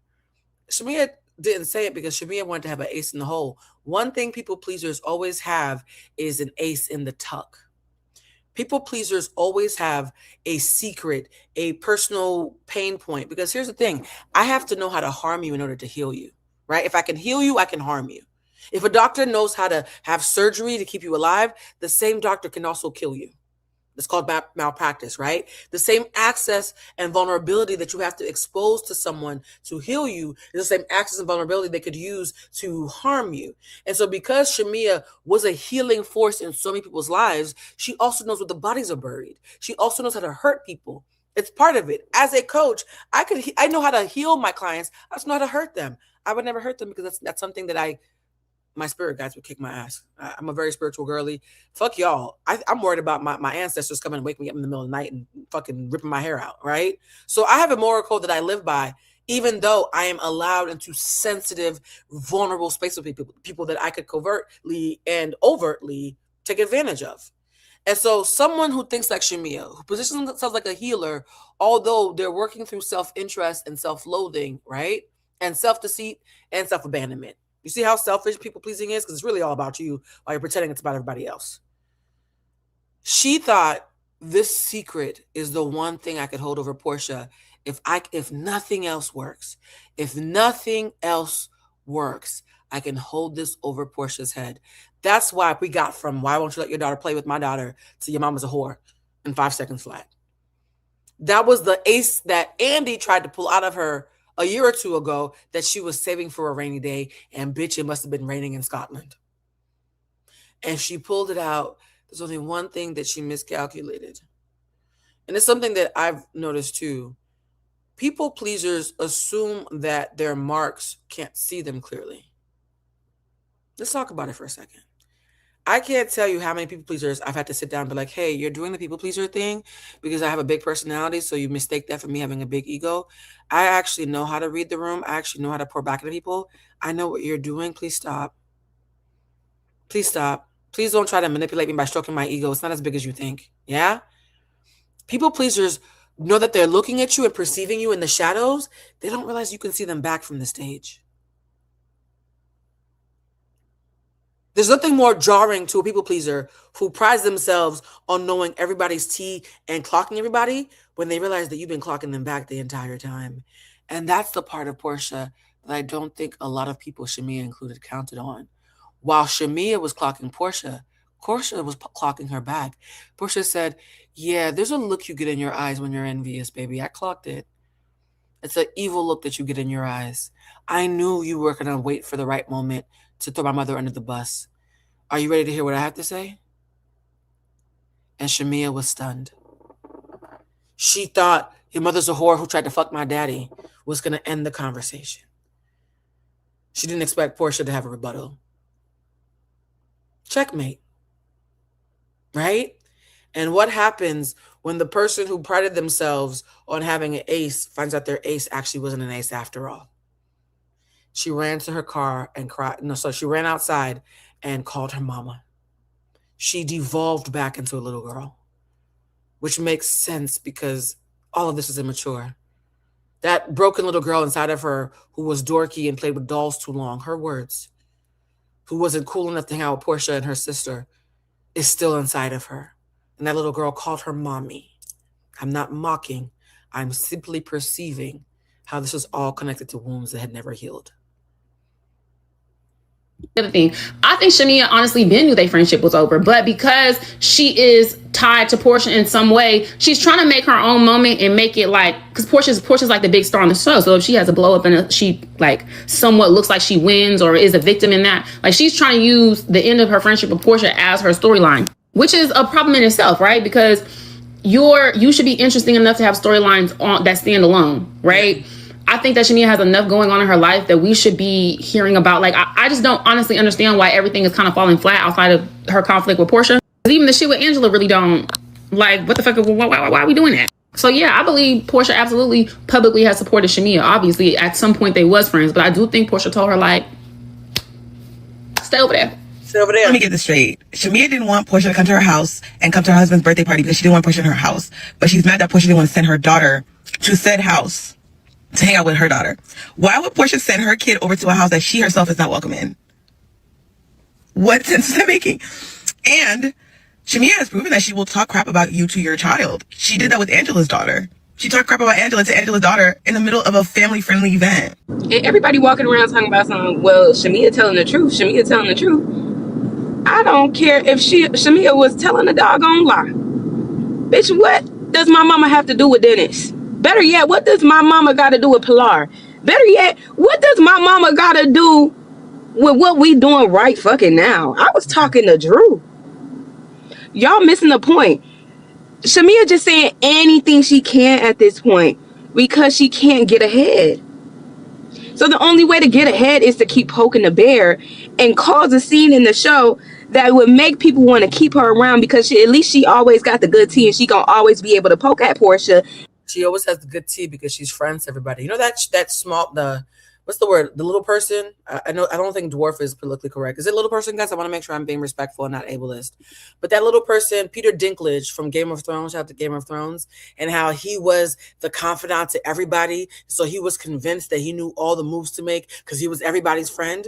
What is Peter? I'm gonna look up his name because I love me some Game of Thrones. Peter Dinklage. Game of Thrones. He played best man producer. Why won't they say his name? Did Peter play in Game of Thrones? He played Tyrion Lannister. Oh, I love that name. So Peter Dinklage played Tyrion Lannister in Game of Thrones. I believe for a fact, and I believe this is a fact. I'm not saying it is a fact. I'm saying I believe it's a fact that Shamea prided herself on being the Tyrion Lannister of Atlanta. For the Game of Thrones / Atlanta fans, look at a little crossover. Yeah. She thought she was Tyrion Lannister. She thought that she was the unassuming side confidant, advisor to everyone, and that she could move all the pieces. And just like him, she learned, baby, they could see you too. You're not that small. They could see you too. And I think that's what caused what, and I don't want to go into this too deep because we're going to go into more of a coursework towards the end. Where towards the last third of this live, guys, for those of you who are like, damn, I didn't think Luke could do this much EQ work around with the housewives. But you guys, that can turn anything into an emotional intelligence lesson. It's literally my job. I think Shamea was not banking that she was getting clocked because part of her smugness was thinking that she was playing puppeteer the entire time. She didn't realize that Porsha had cut the strings a while back. And give us a show through Porsha. Through Porsha. Through Porsha. All she got is through Porsha. It's dead. Okay? Don't nobody care if it's a truth or a lie, bitch. We ain't got no business talking about it right now. Shamea's loyalty to Porsha was based off the access she had to Porsha. I won't even call it a friendship. Because I have to do a bathroom break. I intentionally picked this video because it was long enough for me to go to the bathroom and get a snack. So I'm going to let this play. I'll be right back, guys. Per se, I think it did start as a friendship when they were younger, but somewhere along the way, Shamea gained an admiration for Porsha that turned into a relationship that was unhealthy. And once they fell out, and Shamea could no longer get the same access to Porsha as she was in the past, she has been spazzing out ever since.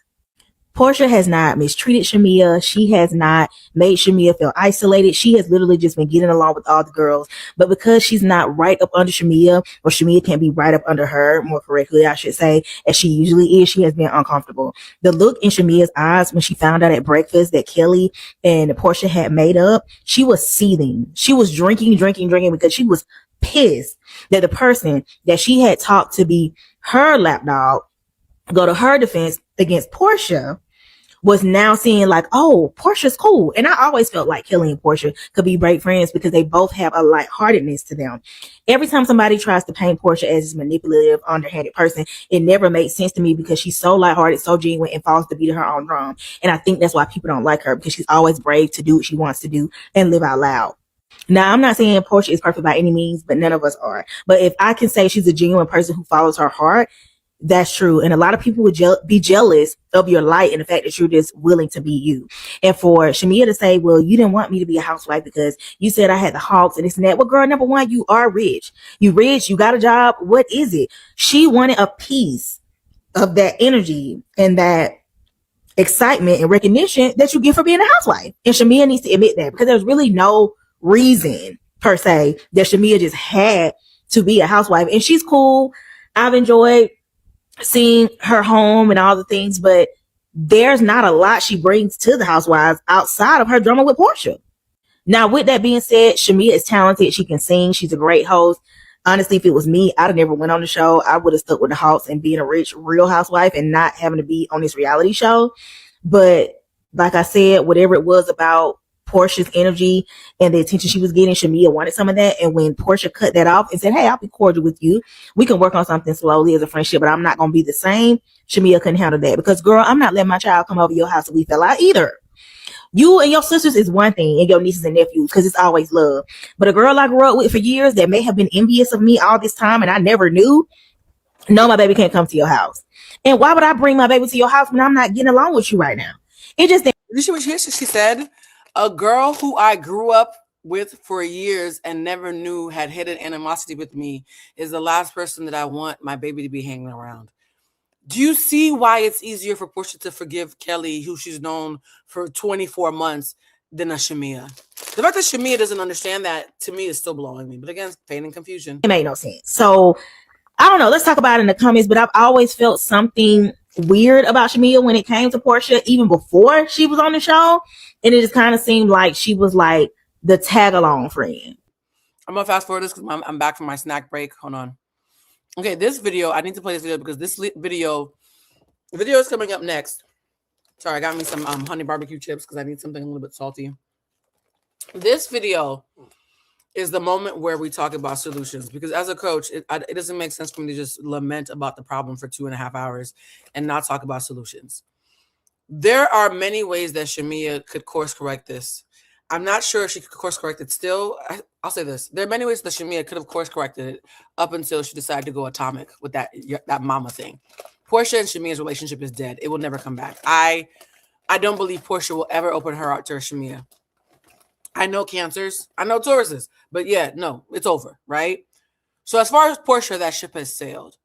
However, I saw this young lady who had some really great insight into what Shamea could have done to win the public back when she came back this season. Now, I don't know if we're all open to it because the distaste I have in my mouth from that mama comment, I'm not sure I'm bouncing back from that. But if anybody would have given Shamea advice at the beginning of the season before she went atomic, here's the advice I think that might have worked. Let me play it right now. The issue with Shamea is she's not understanding what she brings to the table. You are the wife of a rich man. I want to see more shopping sprees. Like, I wish you threw Kelly a shopping spree party. You are supposed to bring the glam to Real Housewives of Atlanta. You're supposed to bring that Lisa Vanderpump-esque magic because you the one living the life for real, okay? I want to see Shamea have dinner parties where she's smoothing things over. What Phaedra did with the whole, I think it was the Reiki thing, whatever, that whole energy cleansing thing, that's what Shamea should be doing. She should have been genuinely facilitating peace between Drew and K. Michelle, but instead she was adding fire to their beef, giggling, and then making fun of Drew's national anthem performance. But what's weird is the whole reason you started beefing with Drew is because of Porsha. And now Drew is Portia's Go Naked hair ambassador. Yeah. You need to reclaim your role as I am the housewife. I'm actually glamorous, okay? Let us see you going to record another, I don't know, single, all right? Let's see a classier showcase.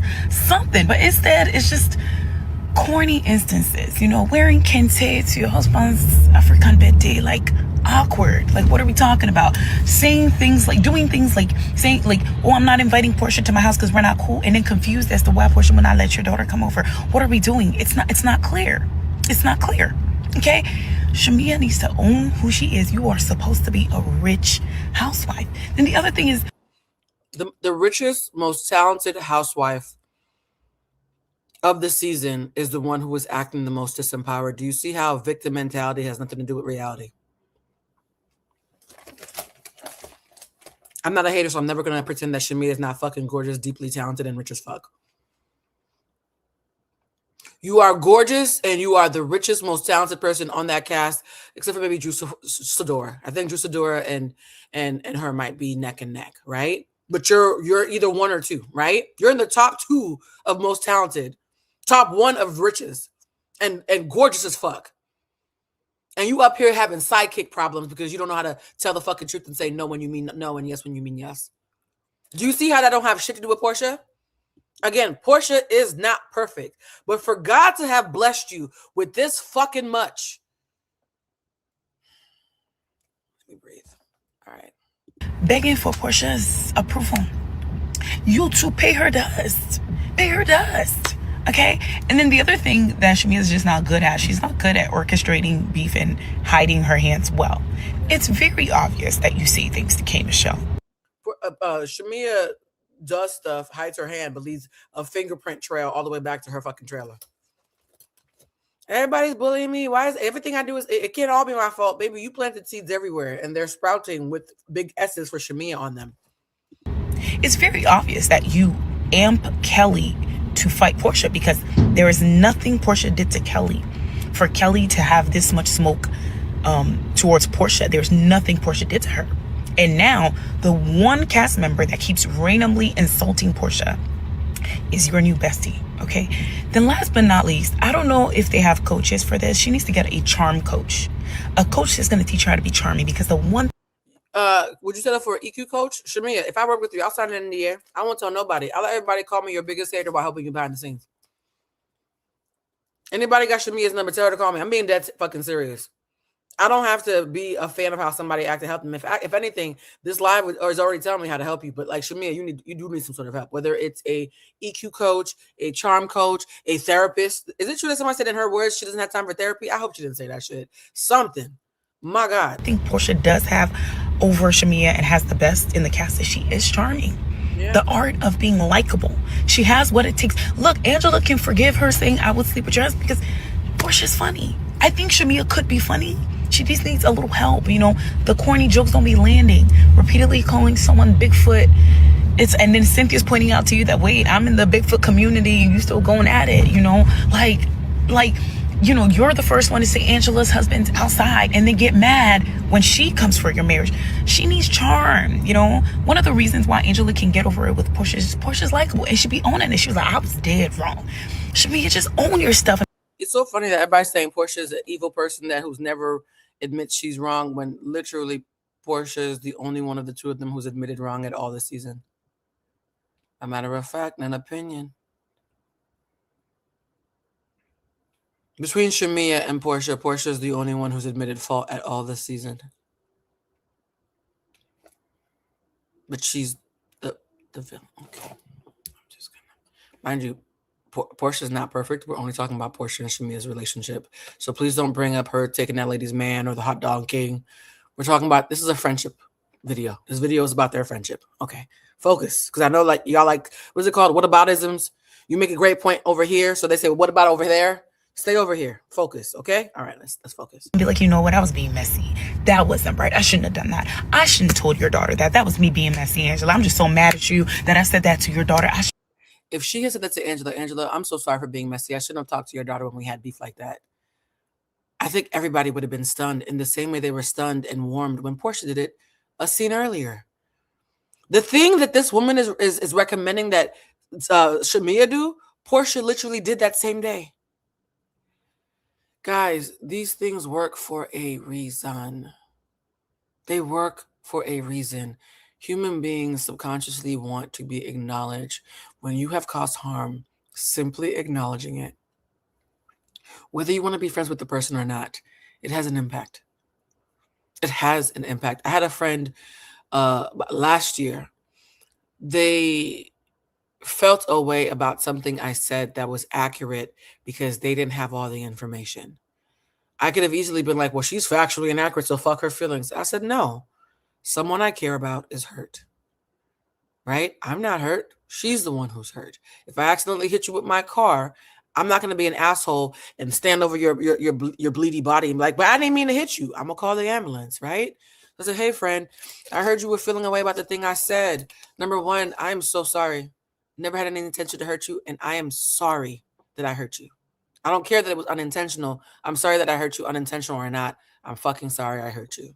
She was shocked when she was done doing the people pleasing thing. No, it's okay, bitch. No, it's not okay. You were talking shit. I saw the screen grabs. Don't lie to me. It's not okay. You were hurt, and it's okay that you were hurt. I'm sorry. And she was like, oh, wow. You could tell she was freaked out because in her mind, I'm some boogie monster who can never admit they're wrong because she's projecting on me, right? People who are insecure with big egos hate to admit that people who are secure with small egos exist. Yes? So I said, hey, friend, now that I've told you that I'm deeply sorry that you were hurt, can I tell you the rest of the story that you only have a half of? By the time I was done telling her the story, she apologized to me. I didn't need the apology. I just knew that making sure that I acknowledged the pain that she was in was important to happen first, because without acknowledgement, she wouldn't have felt safe enough to listen to the rest of the story. She would have been too defensive trying to get me to acknowledge her. Rather than make people defensive by trying to get them to acknowledge them up front. And it helps if you're being sincere. I was being sincere, right? And if Shamea ever said, oh my God, bruh, that was fucked up of me. I was having a moment of trying to be petty, but now that you've called me out on it, I probably went too far. I'm sorry for involving your kid in this, Angela. We don't get along, but she's a beautiful kid and she had no business being involved. Angela would have been like, oh. Shouldn't have. But Shamea, she just don't know how to do it. And Shamea, get you a charm coach or something. And the last thing I'm gonna say, Shamea, you need to figure out what your real niche is, because it's getting confusing. Tubi movies, play about Pinky's life, or was it a show? And then the random singing, okay? And then the rum bum, but you want peaches and Grenada and you're twerking in a meeting. Girl, if your job is spending your husband's money, lean in. Let us see your shopping. Let us see you renovate something in your house. Let us see you build a closet. Listen, Toya did that on Married to Medicine. I was plugged in. When Lisa Vanderpump remodeled her kitchen on Beverly Hills, I was tuned in. Show me your lavish life. I don't want to see no rum bum, peach and Grenada twerk. By the way, not everybody's meant to be an entrepreneur. And this is coming from an entrepreneur. Entrepreneurship is not for the weak at heart. I spend more time worried about inventory and payroll than I worry about my own shit. It is not for the weak at heart. If she stopped trying to compete with Porsha and the other girls for being an entrepreneur and said, you know what? My job is being the richest, baddest bitch on this cast. Let's go. We'd all be gagged. We'd all be gagged. It was right there. When you're too busy comparing yourself to others to see what you already have going for you, you end up in bullshit like this. Get a meeting. I don't want to see that. I don't want to see that. When you start having boundaries, a toxic person is going to absolutely lose it on you. I hate to say it, but Porsha heightened her boundaries by saying, hey, I will do the show with Shamea. I didn't want to do the show with Shamea, but Shamea done tricked her way onto the cast. It's been 11 years. She's here now.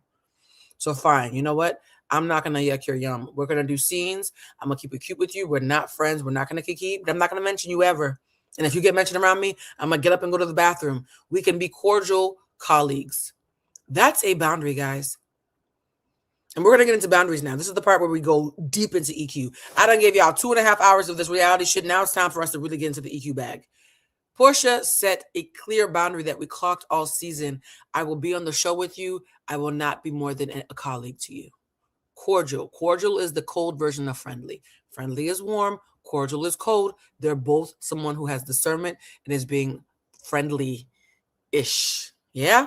Friendly-ish. Cordial is like, hey, per my last email, I need this and this. Thank you for your time. Friendly is, hey, girl, great seeing you. They're both professional, right? So the boundary is we can be professionals together. I will acknowledge your existence, but we are no longer friends. The minute Shamea realized that not only was she being rejected by Porsha, she no longer had an impact on Porsha. I do believe subconsciously it became her goal to get a reaction from Porsha. I do believe that deeply. You are going to get backlash. They are going to say things. They are going to do things that are going to be incredibly nasty because... What is nastier than your mother's a whore who tried to fuck my daddy? I don't think there's anything nastier than that, respectfully. I think that's the top of the mountain.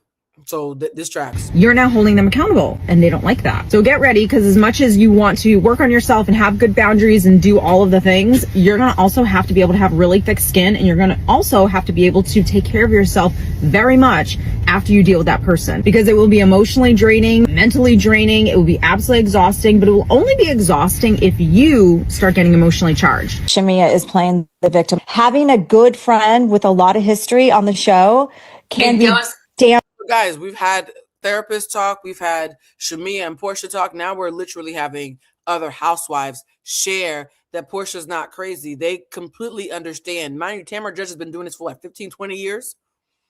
So everybody who's successfully done this is now saying, no, Porsha not wanting you on the show is what any veteran would have told her to tell you. And guys, I think a veteran is who told Porsha to tell her that. So y'all calling the lady selfish, and the whole time she's just reading the room and learning best practices. It could go south very, very quickly. I don't blame Porsha. I'm not going to let my young child go to somebody's house that doesn't like me. I was so on the fence about this. They're talking about, whether she wanted her on the show. I think Porsha might have said, and not in a bad way, saying like, hey, listen, if you come on the show, this could really affect our friendship if you're full time. Shamea talks about how Portia's mom allegedly tried to sleep with Shamea's dad. Shamea shouldn't have said that. There's no coming back from that. No. I honestly think that Shamea was trying to trigger Porsha. A boundary is not, don't yell at me. Don't bother me while I'm...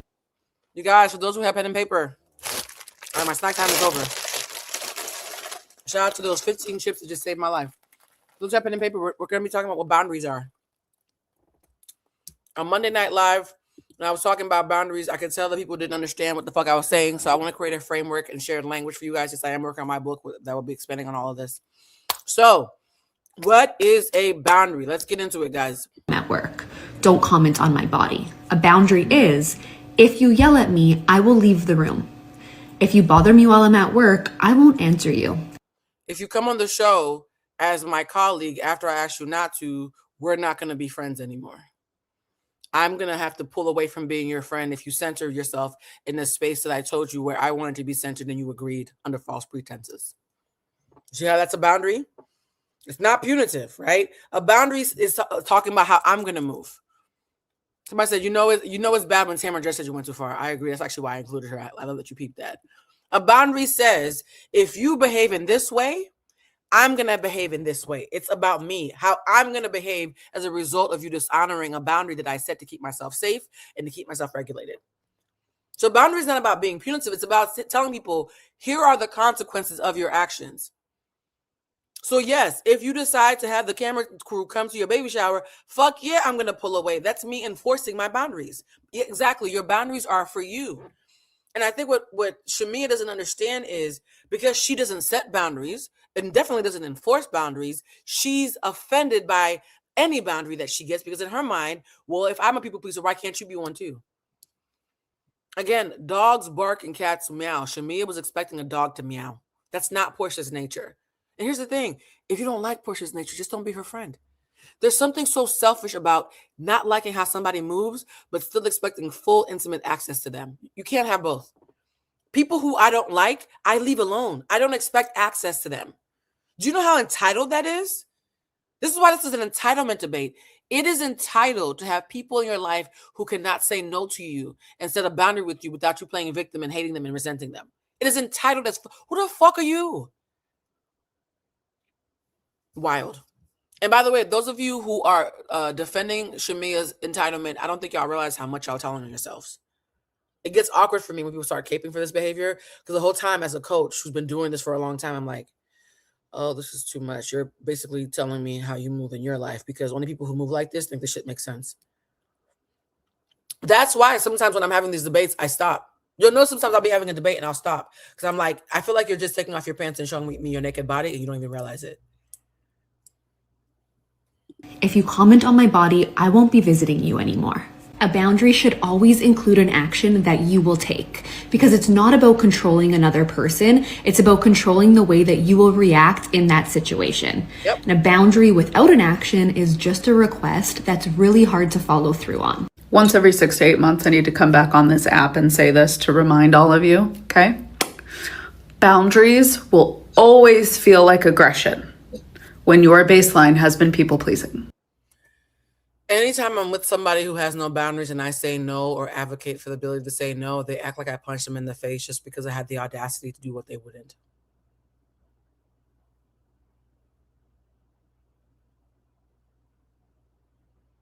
Boundaries, the ability to say no to people that you consider friends and family because you're not pandering to pretending to be a good person when the whole time you're just a fallible human being who has different needs than everybody else. Anytime I talk about boundaries to people who don't have any, they act like I punched them. Because it feels like aggression to actually hold yourself in high enough favor to say no. Liking yourself feels aggressive to people who move like they don't. You will feel like the most aggressive person on earth when you start asserting your needs. And you'll notice that there'll be times where I'll be asserting myself and I'm being very calm and you would think I literally did a bomb scare. That is an ego tantrum, guys. When you are being reasonable and healthy to someone who has normalized toxicity as a way of life, it literally, it deregulates them. And now you're the aggressor, even though you're the only one making sense. And that is actually the indicator that you are doing it correctly. Yeah. Because your yardstick for what is aggressive is actually not correct. Someone said, as someone who likes Shamea, I actually like that you're calling her out on her BS because she can actually do better now. Exactly. Thank you for that's the whole point. You guys, we're not punitive here. We're educational, right? But we can't fix a problem that we want to acknowledge and call out first. It's literally part of education. Blue, why are you being so mean? You spelled educator wrong. I'm not being mean. I can't teach you how to improve it unless we talk about what the it even is that we're improving. Yo, the Department of Justice, we're dealing with an intellectual decline that is actually scary. And by the way, that's not an opinion. They've quantified now that millennials are considered the height of intellectual evolution and that after millennials, we're on a cognitive decline. Researchers have proven that. Do you know how much it hurts my heart that the generation after me immediately got stupider collectively? If there's anybody that you know that you love, that you've been trying to have this conversation with, not even about Shamea, but just about or even Porsha, but just about emotional intelligence, self-efficacy, how to objectively analyze things without letting your personal feelings make you miss the obvious, please share this video with them. Y'all don't even understand how I opted in to have my videos shared in schools. I know, by the way, what schools gonna be playing this shit? But I opted to have my video shared with schools with my YouTube manager, because I told her if there's any educational institutions, I don't even care if I don't make any money. I think they pay less. I want people to just be exposed to this version of reality the way I was when I was working at Harvard. It changed my fucking life. That's why I do these free sessions, right? I spend more time with y'all for free than I do with my paid clients, because I want so badly for the message to get out to as many people as possible. Even if they cuss me out at first and then realize later that I make sense. I don't care. It's not personal for me. Now, someone did this interesting clip that said, people who lack boundaries are often quicker to tell your business. Let's talk about it. One thing I had to learn, and I'm not sure if anybody else can relate to this, but if a person has no boundaries, one, I'm going to do my best to not be around them if I have to at all. But two, I'm not going to tell them my business, right? Because typically people with no boundaries have a hard time saying no to others, right? So when others overreach or keep asking questions or pry into your business, they're going to let them know damn near everything you told them, right? So when someone has no boundaries, I'm not telling them anything about myself, right? I'm going to remain a mystery to that person. Shamea came to this dinner with a lot of pent-up anger and distress. When she did not get the response from Porsha that she wanted, she came undone. Here's the thing. I believe some of what Shamea was saying in the scene. The problem is everybody else can't be wrong all the time, and you're just the victim. You are on the show. You made it. So why keep rehashing that Porsha allegedly did not want you on the show? You're on the show. Even Andy said Porsha. No, this was when Shamea was trying to be on the show. You have to remember, Porsha immediately had an issue with Shamea.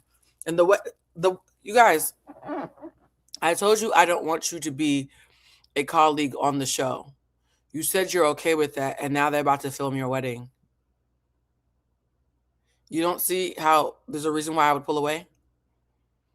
The same way I pulled away when they were about to film your baby shower? Are you guys missing this? The very fact that your wedding is a storyline goes against what we agreed to. Are y'all missing this? Think about that. The premise of your show, your wedding being a storyline, is a further reminder of how much you played in my face about what you weren't going to do. Again, I'm not caping. I'm just saying, when someone says, I won't do it, and then they keep on doing it in bigger and bigger ways, yeah, you're going to feel away, babe.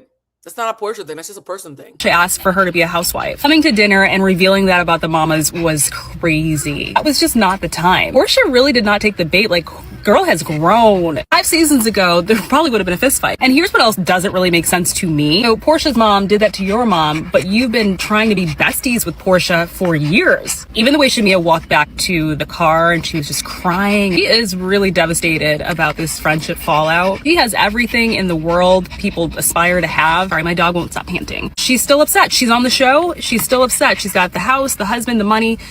She has everything in this world that a person could have, and she still is upset. You guys, this is why I say all the time, money doesn't buy happiness. It buys you the freedom to figure out what makes you happy. This woman literally is at the top of the food chain objectively, while acting like she's at the bottom. She's still not happy. What does an entitled kid actually look like? Most people think spoiled, ungrateful. Now, I keep on saying that Shamea and people who think like her are very entitled. It starts in childhood. So I looked up a child psychologist who could explain to y'all what entitlement means, like in children, because it's a child inside that's never grown up that acts like this as an adult. Right? So let's watch this real quick. Demanding. But Dr. Becky Kennedy explains it differently. And honestly, this shows up in many of the parents that I work with. Entitlement is not about getting everything you want. You guys, a lot of people don't know what entitlement means. So I sincerely have this lady here to explain to you on a granular level what entitlement means. For those who are taking notes, grab your pens again. Let's do this. It's about not being able to handle it when things don't go the way you want. Entitlement, by definition, is the inability to handle frustration or dis-ease, right? And I need you guys to understand this. Entitlement is an inability to tolerate uncomfortable things. If you are uncomfortable, you think you are entitled to comfort. You are entitled to whatever pleases you, because how dare life not center you at all times? How dare life be unfair? Victims speak. It's low frustration tolerance. It's the inability to tolerate uncomfortable feelings. So when kids get upset and we fix it fast or give in, they don't learn, I can handle this. They learn this feeling needs to go away. And that's when entitlement actually starts. I think it's also why Shamea keeps on calling her mother and crying, or running to the car to cry to Kelly. She's showing the wounded child inside of her. She cannot handle frustration or discomfort. That is quite literally entitlement, guys. No, I was thinking it's tricky being autistic in spaces of opinion, because a lot of times people will say they disagree with me and I'm not sharing an opinion. I'm just reading a definition. And my brain goes, how do you disagree with a definition? I didn't even share an opinion. I just told you what the word meant. Entitlement is one of those words. I'd be like, well, she's entitled. No, she's not. No, she's quite literally entitled. And this is why I want y'all to have this moment with me. So the next time I have this debate about entitlement, we're all working with the same framework. So it's not about kids demanding more. It's about not having enough practice, feeling frustrated and getting through it. And honestly, a lot of us are creating this without realizing it. Here are the takeaways. 1, entitlement is low frustration tolerance. 2, kids need practice handling hard feelings. 3, don't rush to fix. Let them handle it. I'm coming to you today as some. Now, we're ending with Dr. Cecilia Baldwin, because I think this 3-part video series she did, I think it's about 4 minutes each video, is somebody said, wow, I think I caught a stray. Well, you might be entitled, my love, or you might be raising entitled children. Fix it. The beautiful thing about these sessions that we have is we're not just making you catch strays. We're showing you a mirror. And if you don't like what you see, now you have the ability to course correct and pivot. Course correct and pivot, right? So Dr. Cecilia Baldwin, she did these 3 clips around why does this friend make you feel weird, right? How envy shows up in friendships. The merit of doing this live, again, is not Real Housewives of Atlanta. It's using pop culture as a vehicle to get y'all to have an uncomfortable conversation that might feel too heavy or too boring otherwise. So we're going to end with the educational piece about what are you experiencing when you have friendships like this? What part of the narrative that we just spent 3 hours talking about can you now learn from and bring into your real life? So let's get into it. Someone who has sat across from hundreds of clients who have described the exact same confusing, disorienting dynamic that I want to unpack with you today. Same. You guys, I do 450 clients a year, and I'm telling you, some of these things we see in these reality shows are very much what happens in real life. Here's a scenario. You have someone in your life and you call them a friend if someone asks, but something feels off. They show up when things go wrong. I'm the first cousin, for those who are asking. So instead of being the first daughter to just a bunch of siblings, I was the eldest cousin to all my cousins. They show up when things go right, but there's a hollowness to it. When you share good news, you don't feel celebrated. You feel observed, measured, and like you can't put your finger on why, but being around them makes you feel smaller. When something good happens for you, you feel observed and measured, like the way you would feel when you get to be on a reality show and suddenly your friend is showing up on set with one of the producers. Just saying. Not bigger. My name is Dr. Baldwin. I'm a licensed therapist and I specialize in relationships. I've been in the field for 20 years and I'm formally and clinically trained as a relationship therapist. Today, we're going to name that dynamic. We're going to talk about the difference between jealousy and envy and what it means when someone loves your energy but resents that they don't have it. And what it means when someone loves you. Not me eating cheese during this part. What it means when someone loves your energy but resents that they don't have it.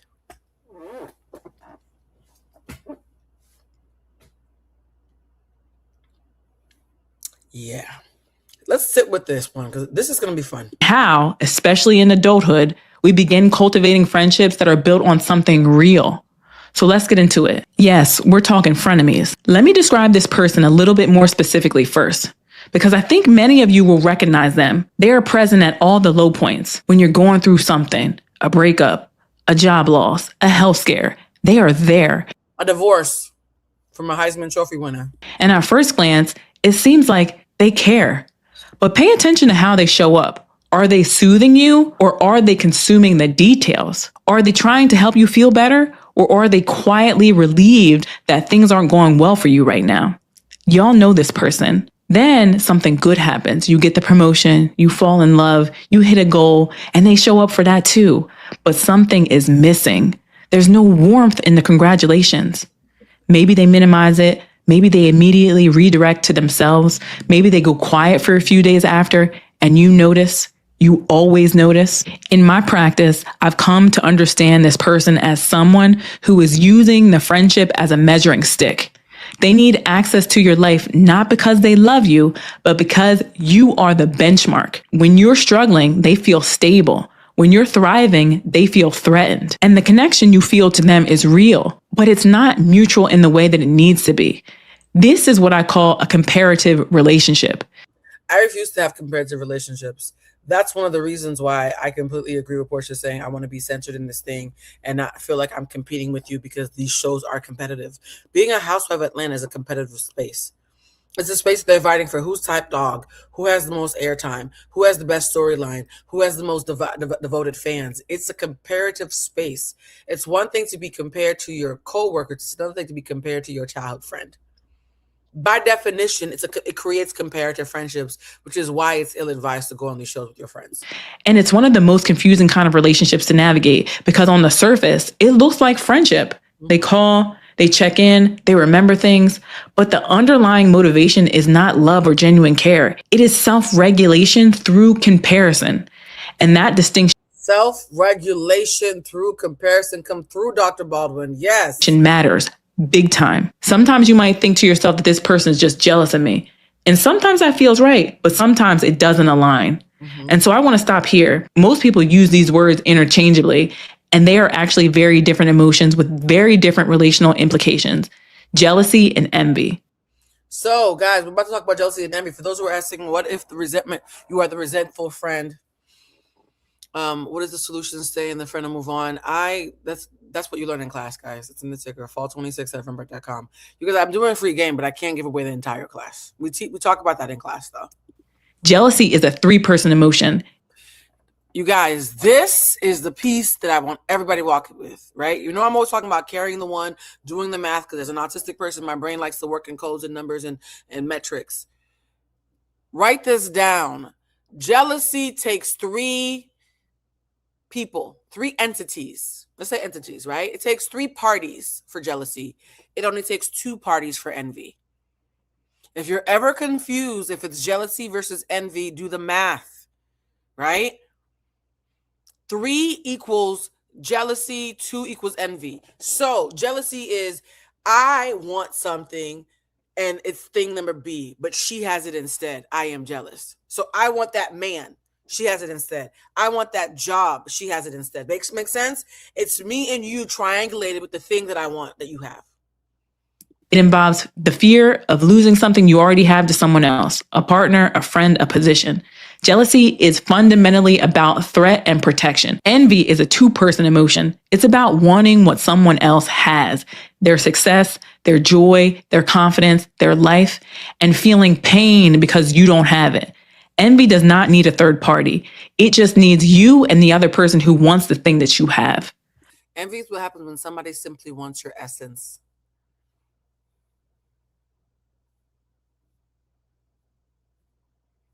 I used to think when I moved to LA, because I've been in LA for 7 years now, I said, I am a fat Black woman over the age of 35. There's no way in hell I need to worry about anybody being jealous of me, because I've seen all those memes that say nobody doing better than you is ever jealous of you, and everybody's doing better than me out here, so I should be safe. While I was busy clocking that I didn't have to worry about jealousy, I forgot to realize that I did have to worry about envy, because whether I was broke or up or down or whatever, whether I was fat or skinny or young or old, there's a light that I had that they didn't have, and they could sure as fuck envy that. I know people who are more beautiful than me, more famous than me, more successful than me, more rich than me, who I've still looked into their eyes and seen envy. Right? People who are doing better than you in life externally can still envy you for what you carry internally. They can envy the way that you are loved, the way that you bounce back, Y'all know I've been on mad fucking podcasts, and here I am thriving doing my own fucking show.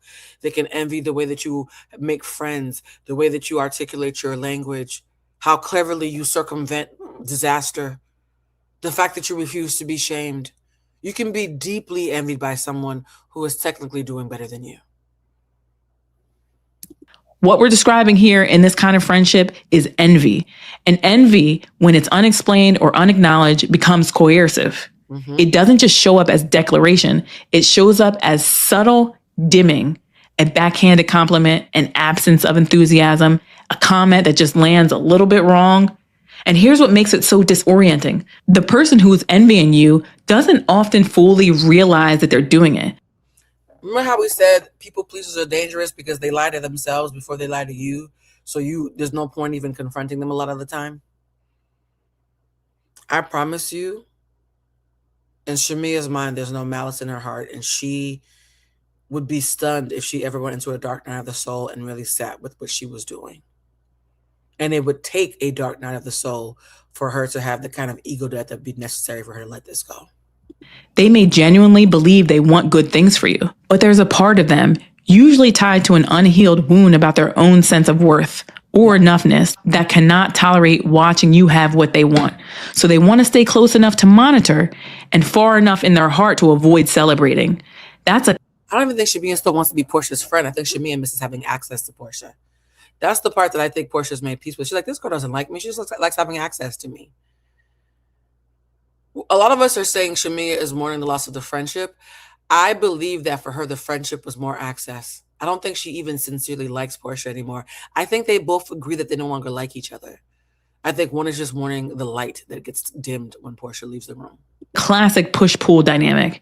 They're present, but not celebratory. Close, but not warm. It's the hallmark of an envious friendship. Now I want to introduce another layer that I find particularly fascinating. And I think it speaks to something deeply human.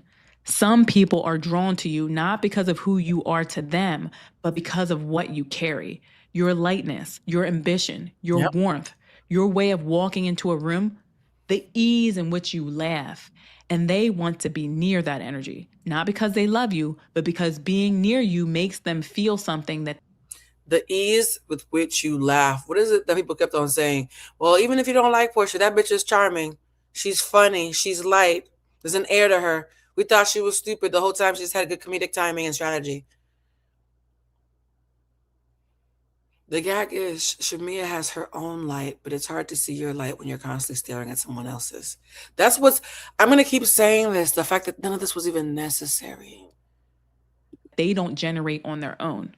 In therapy, we sometimes call this vicarious living, latching on to someone else's vitality because you haven't yet claimed your own. And here's the painful irony. The very thing that draws them to you is the thing that makes them resent you. They want your energy. The thing that draws them to you is also simultaneously the thing that makes them resent you. My God, today.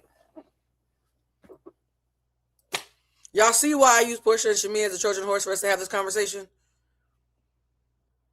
I've told this story a million times. Fuck it, I'm going to tell it again. When I went to the White House, because I was at the White House a lot during the Obama administration because I was working in politics. And I remember when we were going to the White House for Christmas to see Hidden Figures with Michelle and Barack and the cast. So it was the first lady. I think Barack was in the back working on something. He later told security we were making too much noise. But it was Michelle Obama and Kevin Costner, Octavia. I still have the pictures on my phone. Octavia Butler or Spencer. I always got Octavia Butler. Octavia Spencer and Janelle Monáe. Was Taraji there? I don't know why I feel like Taraji might have been there. Maybe she was there something else. So they're all sitting there. We're in the White House with the cast of Hidden Figures and NASA. A bitch has lived the life, right? So I'm surrounded by the Obamas, Janelle Monáe, and Kevin Costner, and NASA people, astronauts. And mind you, this is a regular day at work for me when I worked in politics. At this point, the Secret Service and I even had little funny handshakes and shit. And when I was told I was going to this event, I said, yo, the last time I went, I'm not really good at taking pictures. Can I bring a camera person this time? They're like, yeah, sure. I somehow end up getting security clearance for 9 of my friends. The White House said I could roll up with one person. I showed up like 10 deep like Wu-Tang for Christmas. Okay? Now, why did I do this? I did this because I had started to realize that my friends were acting a little weird around the kind of opportunities I was getting. Right? In my mind, I'm just a writer who happens to live in DC and who's doing cool shit. I'm not thinking, hey, when I came home last week and tell them that I was riding in a motorcade with Michelle Obama and shit and James Baldwin's niece, I thought it was a cool story because everybody knows how much I love James Baldwin that I ended up sitting next to his niece in the motorcade. And they're like, bitch, what? I'm not picking up that this might be envy or jealousy. I'm just thinking maybe my friends are upset because they think that I'm going to get big-headed and not take them with me. So I get them all tickets to come with me. They all had to pretend that they were working for me, but I got them all in. We have this amazing experience to the point where many of them changed their profile pictures to the picture of us outside of Barack Obama's office doing like pictures, like, you know, them little gang 1990s pictures outside the Christmas tree. Obama literally told the Secret Service, tell Blue and them to fucking leave it down. Mind you, he was following me on Twitter at this point. Well, Obama follows a bunch of writers and stuff. So we get a call from the Secret Service guy, the one that I was the coolest with. He was like, Blue, I know it's always fun when you come over here, but like, y'all are making too much noise, taking these pictures. He's literally on the other side of the door working. Y'all are laughing too loud. I was like, my bad, right? Getting a noise complaint from the first and only Black president is a little bit awkward. So I said, okay, my bad. I got a little too lit. Y'all, we got to go get drinks somewhere else because we done pissed off Barry and them. So we leave and we get drinks. I'm thinking, what a magical fucking day. Right? Y'all couldn't be with me in the motorcade, but I have you in the White House with Michelle Obama, Barack in the back telling us to shut the fuck up, Octavia and Kevin Costner in them, the Secret Service. Like, y'all are part of my world. Yeah? I go to the bathroom. I didn't tell anybody I was going to the bathroom. I just kind of snuck off quietly about why they were all laughing and talking at the restaurant we were at. I'm in the stall. Nobody knows I'm in the stall. Two of my friends, to this day, these girls don't know that I heard them. Two of my friends walk in, ex-friends, I should say, and they're in the stall. They're like, yeah, she thinks she's just so fucking important. Like, she's up here showing off just because they were talking shit about me.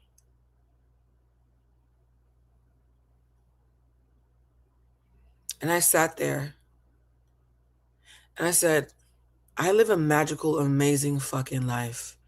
And I've been working under the premise that maybe the reason y'all are being weird is because y'all don't want to be left behind. I'm literally called up the Secret Service to get you clearance to spend the day hanging out with all these shiny people so you can get a taste of the world that I get to take for granted. And the minute you don't see me, you rush into the bathroom not realizing I'm in the stall to talk shit about me. I go home for Christmas, devastated. I say, Mommy, I tell her what happens. Mommy, I don't understand. My mother was like, baby, you've been overly generous since you were... I like to trick on my friends. I'm not even going to hold you. She said, you've been generous your entire life. What I need you to understand is you keep on thinking that if you keep on giving, people will keep loving you. And what you need to realize now that you're getting older is there are people in this world who will always resent that you even have it to give. There are people in this world who will always resent that you even have it to give.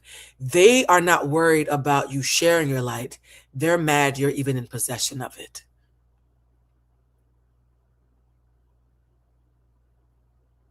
A year later, I cut off not a year later, that following year, which was only a couple of weeks later, by the summer, I had cut all those people off and decided that I was going to save up money to move to LA. Because they had one of the things they had started doing to make fun of me is Blue thinks she's Hollywood. Blue's so Hollywood. They started calling me Hollywood in the group chat. And now I live in Hollywood in a 2,000 square foot townhouse. The bitches weren't wrong. They were just early. Yeah.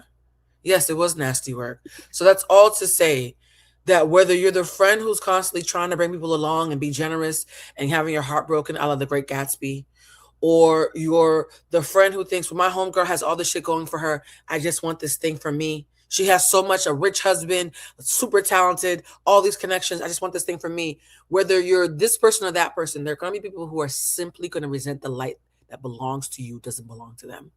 And there's no way for you to justify that other than making peace with what's being revealed. All right. Let's keep on playing.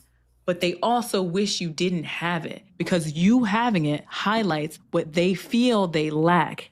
Yeah. This is different from admiration. Admiration says, I see something in you that inspires me.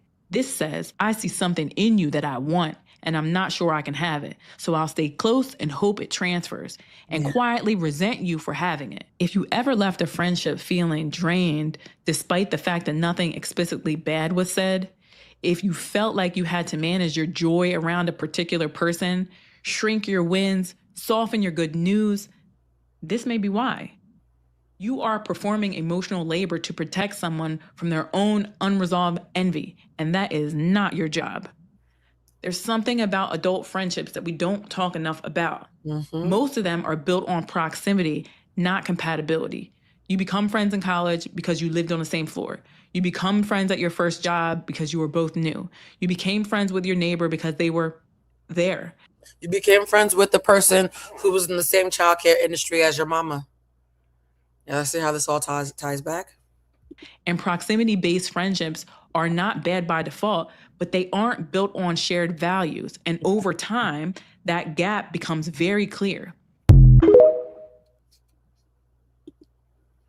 As adults, we grow, we change careers, we change partners. We change frameworks. We decide to stop being reactive and beating people up.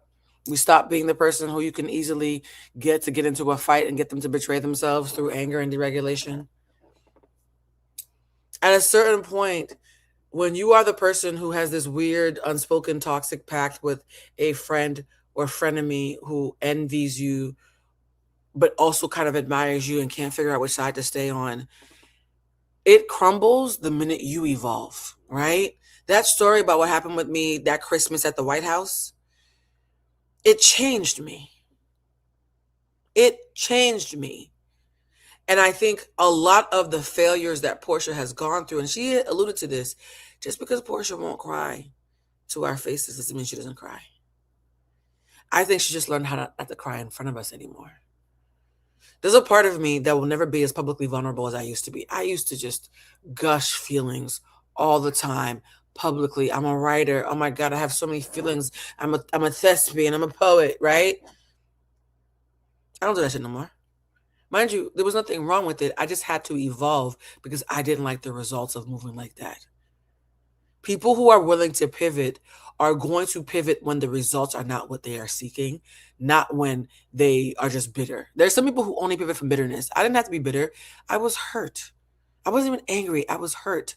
I think it would shock people how many things celebrated humans, celebrities, public figures are hurt by that change them and grow them, that you would think never even bothered them, and then eventually it actually does stop bothering them.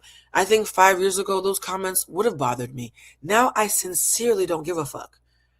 And you know what? I'm not clapping for the perception of unbothered that I'm presenting to you. I'm clapping for the fact that I'm not faking it. I'm clapping for the fact that I actually mean that shit, right? 5 years ago, I would have said and reacted the same way. The win isn't the reaction. The win is the fact that I actually mean it now. I actually am not losing sleep about it. We change our minds about what we want our lives to look like.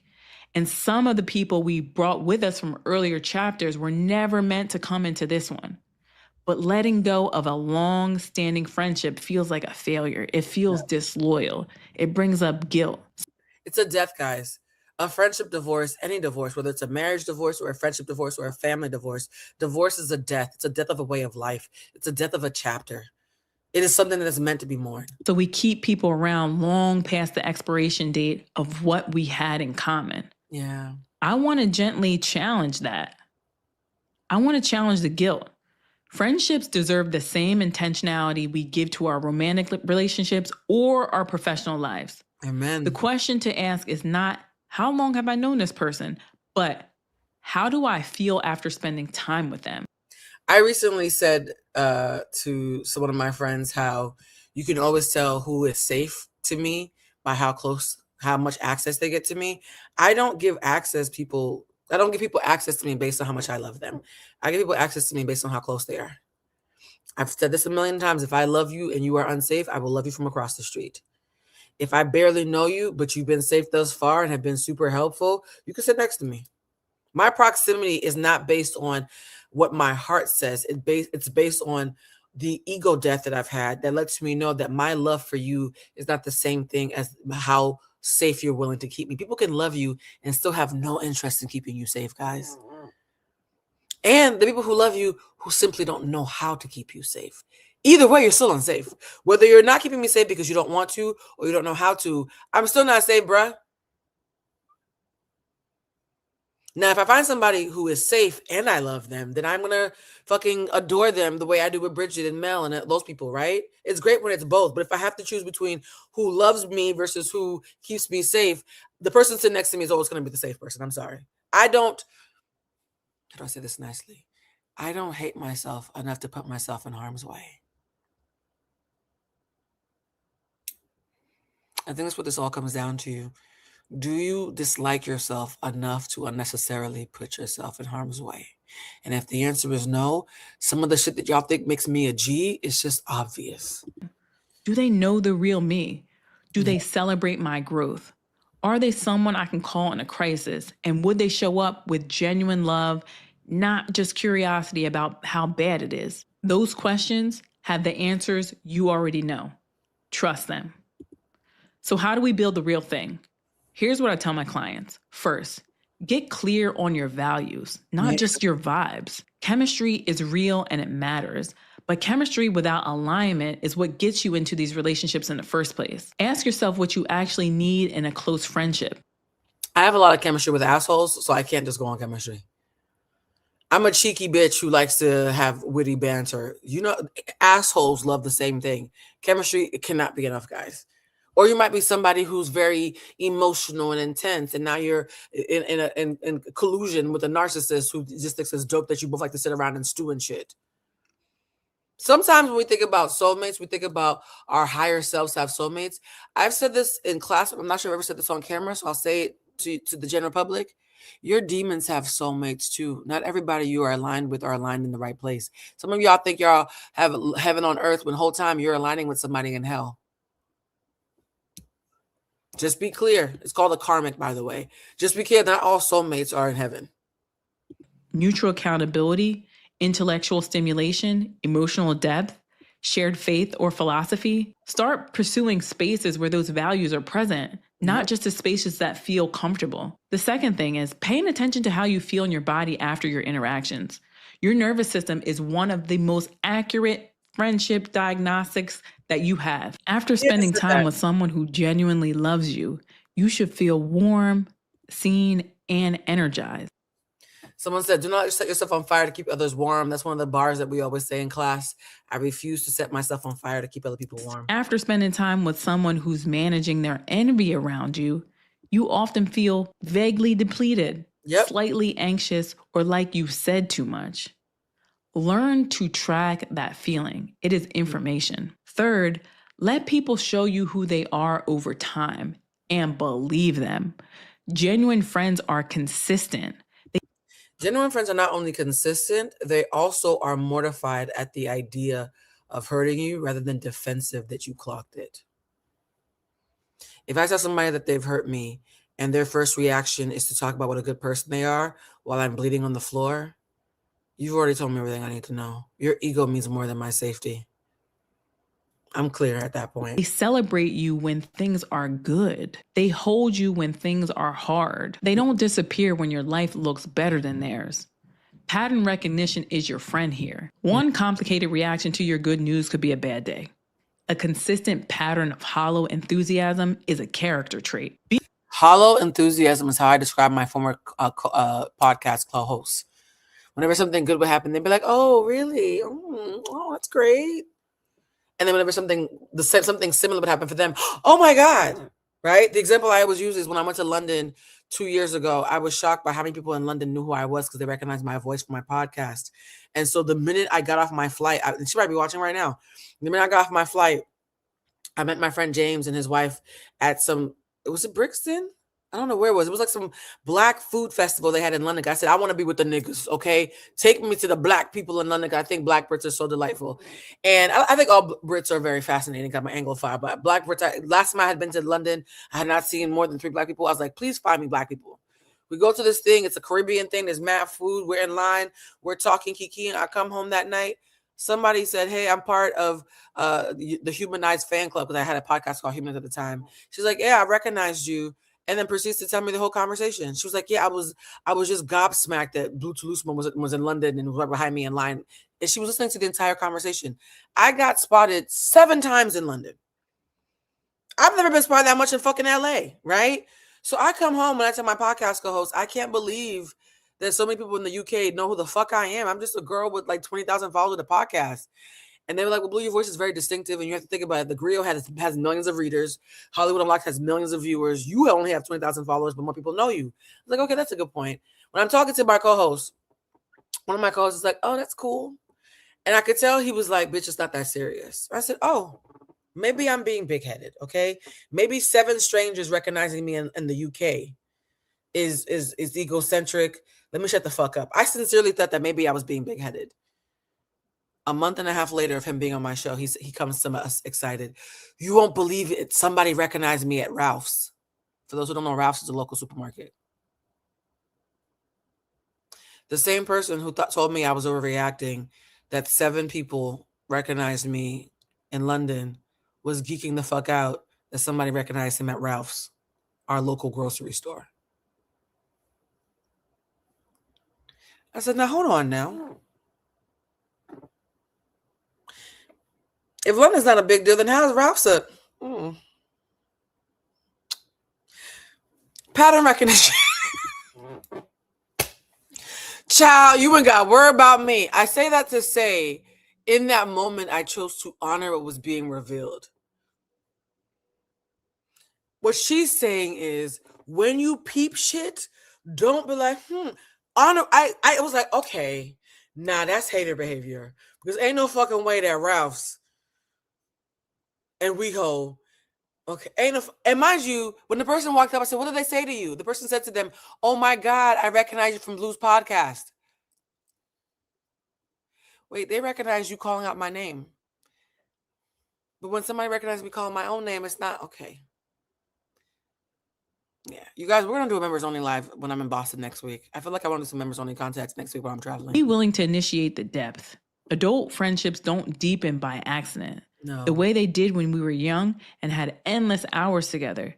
You have to create the conditions for intimacy. Yeah. Ask the real questions. Share something vulnerable. Show up without an agenda. The people who meet you there, that's your circle. That is your tribe. And finally, you don't have to dramatically exit every relationship that doesn't serve you. By the way, for those who are like, well, Porsha didn't have a big whatever, I think Porsha just got tired and pulled away. She's like, bitch, I've already told you I don't like this shit. You keep doing it. There's nothing left to talk about. That's not actually ghosting. Ghosting is when you just leave without a trace. Telling somebody you don't like some shit and watching them repeatedly do it anyways while expecting access from you and then saying, fine, fuck it, I'm out. That's not ghosting. Sometimes the most graceful thing is a natural fade. Fewer invitations, less disclosure. You can wish someone well from a distance. I know this can be difficult, and here's what I want you to walk away with today. Feeling confused about a friendship is valid data. Confusion often means you're holding 2 contradictory truths at once. Yep. This person is in my life, and this person does not feel safe. Both can be true. You're allowed to trust that feeling, even when their behavior is technically friendly. Even if they're beloved as everybody's best friend in Atlanta. Envy in a friendship is not always intentional cruelty. It is usually an unhealed pain in another person expressing itself through comparison. That doesn't make it your responsibility to manage. Mm-hmm. You can have compassion for who someone is and where they're at without giving them front row access to your life. You deserve friends who light up when you win, who sit with you when you lose, who love your energy because they love you, not because they need to borrow it. Shamea, baby, they pulling clips of your mama right now. So we're ending with this note. After all of that, do you know after all of that, they pulled out clips after Shamea's explosive scene with Porsha and found out that just last year, Porsha's mother was talking about how Miss Diane is a beautiful woman and a sweet woman and how they're still good friends.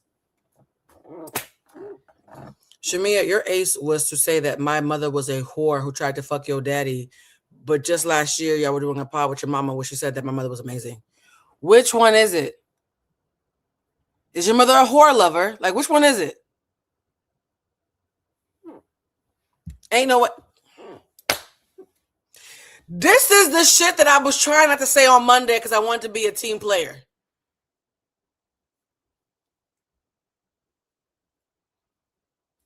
I let y'all cuss me out for a full week. Oh my God, Blue, I can't believe Blue is Team Porsha. Blue don't know who Porsha is. Shamea's a victim.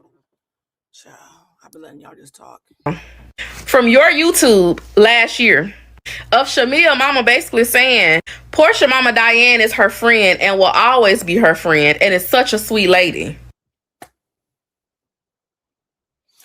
Which one is it? Oh, bon Dieu. Now, don't get me wrong. I know Shamea mama is walking with the Lord, but I'm sorry. I don't care how many decades done went by. If you try to sleep with my husband, baby, I'm not finna be out here telling people, baby, you was a sweet person and you my friend. That ain't gonna happen. Not in neon one of these damn decades. I've never had this situation, but I don't think I could. I don't think the moment I found out that my best friend, mama, tried to sleep with my daddy behind my mama back, I don't think we can remain best friends after. So, guys, we're going to end it here.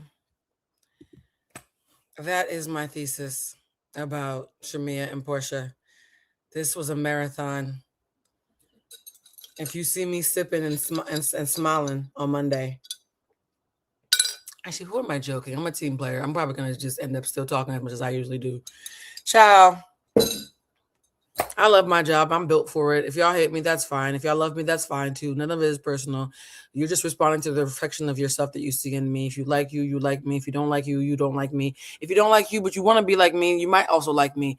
Again, it's not personal. It just comes with the job. There's a thick skin that Porsha has that I want Shamea to acquire that I have for different reasons. And I'm hoping that you're better for have watching this all 3 hours and 40 minutes of it. Okay. Shout out to all 1,200 or so of you who came in here. I think a couple of dozen came in earlier. Love y'all. I'm so tired. I will not be going live again. I was thinking about doing live tomorrow. Nah, I'm not. This was too much. I might do a quickie on Monday. But until then, guys, have a wonderful, wonderful evening. And please honor what's being revealed. Okay. Until next time. Oh, and for the recaps, number 1, hype the video when it's over. Please hype the video. Number 2, fall 26 at Eventbrite. If you want to take my class, I think there's a couple of spots left. And number 3, the comment that I want you to write in the recap comments is, we're so happy we let Blue give us full context. I want the haters to see that there's full context. Right? Shout out if you're happy that I gave you full context rather than a clip from Monday. Bye, family. Love you.